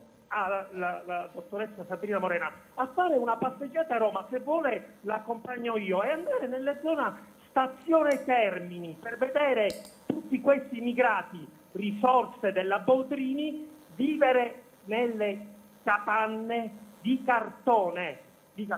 Un'ultima domanda volevo fare alla dottoressa del Partito Democratico. Prego. Quando diremo basta, quando diremo questo è l'ultimo immigrato perché non ce la facciamo più, quando arrivano 30 milioni di immigrati, 60, 80, c'è un limite? Grazie al consigliere di Ruda, no, mi sono perso il cognome, richiedo scusa, ho segnato solo il nome, Riccardo. Prego Morena. Se ha una soluzione per dire basta, penso che si può anche dire basta, ma il problema è che non c'è una soluzione, cioè nel senso, poi mi pare che il governo Meloni, che tanto ha sparato sulle sue varie soluzioni, non ne ha trovato una, no? Perché sono anche aumentati gli sbarchi, eccetera, no? La soluzione è una gestione seria dell'immigrazione che non sia emergenziale, che funzionino bene, non so, i corridoi umanitari, che funzionino bene le domande di visto, di ricongiungimento anche nei paesi d'origine. Spesso sono anche tante persone che si ricongiungono, non è che vengono con i barconi perché non hanno avuto risposte, le ambasciate non hanno potuto prendere un aereo, tante volte esiste anche questo, e c'è chiaramente un arroccamento su questo. Allora no, chiaro che io dico paese ricco dell'Italia perché ci sono molte persone ricche in Italia che possono contribuire pagando le tasse, no? E che già contribuiscono, non dico chiaro, certo, che non lo fanno, però ecco, possono contribuire anche di più. E su questo c'è una mail benissimo dei livelli di povertà, mi hanno inquietato tra l'altro i livelli di povertà che un cittadino su 4 a Trieste, no? Mi pare, se non sbaglio, è povero, e quindi questo è una cosa molto grave in realtà, e noi siamo i primi che dobbiamo, ci dobbiamo come comunità, ci dobbiamo aiutare, no? Quindi per questo abbiamo parlato delle case ATER prima, no? Cioè il fatto che tu hai 20% di case sfitte e quindi una tot di persone potrebbero avere una casa ATER a un affitto agevolato, non ce l'hanno, e mi sembra gravissimo questo. Quindi penso che chi a destra, perché mi sembrava che il consigliere di Ruda della Lega mi Lui ha detto opposizione, però mi pare di aver Ecco. capito che non fosse Poi del non lo centro-sinistra, so. però Ecco, allora lungi da me dargli un'appartenenza. dico anche che bisogna governare bene, no? Allora bisogna governare bene dalle buche, perché comunque il fatto che a Trieste purtroppo, e questo lo dico per chi a Ruda e chi a Udine eccetera, abbiamo una città piena di buche, dove le persone hanno difficoltà a deambulare, a camminare, e questo lo dico perché ci sono anche zone che mi segnalano, anche Viale Ippodromo e altre che insomma sono malmesse, e penso che non dobbiamo vivere così, quindi marciapiedi bisogna fare, e anche questo fa parte degli annunci, perché anche i marciapiedi non vengono fatti, o vengono fatti pochi, solo da una parte piuttosto da un'altra, insomma, eccetera. Bisogna fare i marciapiedi, occuparsi delle persone e anche difendere la sanità pubblica, perché per esempio anche questo, e questo parlo invece a livello regionale, Sì. questa non viene assolutamente difesa, e la sanità a livello regionale è un disastro. Ricordiamoci che però Fedriga governa ormai da 7 anni con l'assessore Riccardi, allora, che anche qui ha annunciato che comunque la sanità non funziona così improvvisamente, no? Allora anche questo ci dobbiamo chiedere perché non funziona, e perché abbiamo lunghissime liste d'attesa, e perché a Trieste si vogliono chiudere 2 consultori sui 4 che ci sono, proprio andando contro la direttiva del governo, che anzi a Trieste andrebbero moltiplicati i consultori. Parliamo tanto, abbiamo parlato dalla pandemia di medicina, di prossimità, di avere tutto vicino, di quanto è importante, e invece assolutamente no. Anzi, si toglie un consultorio a San Giacomo, che è una zona iperpopolosa, lo si toglie tra l'altro, e tanto se ne è parlato, in particolare alle donne che sono le donne con bambine. Parliamo tanto di maternità, di nessuno che fa figli, ma certo che se dopo la tua maternità deve diventare una specie di percorso a ostacoli, per cui tu da San Giacomo con magari 2 o 3 figli devi muoverti in autobus per andare al consultorio di Roiano, ma vi pare una cosa sensata questa? Assolutamente no.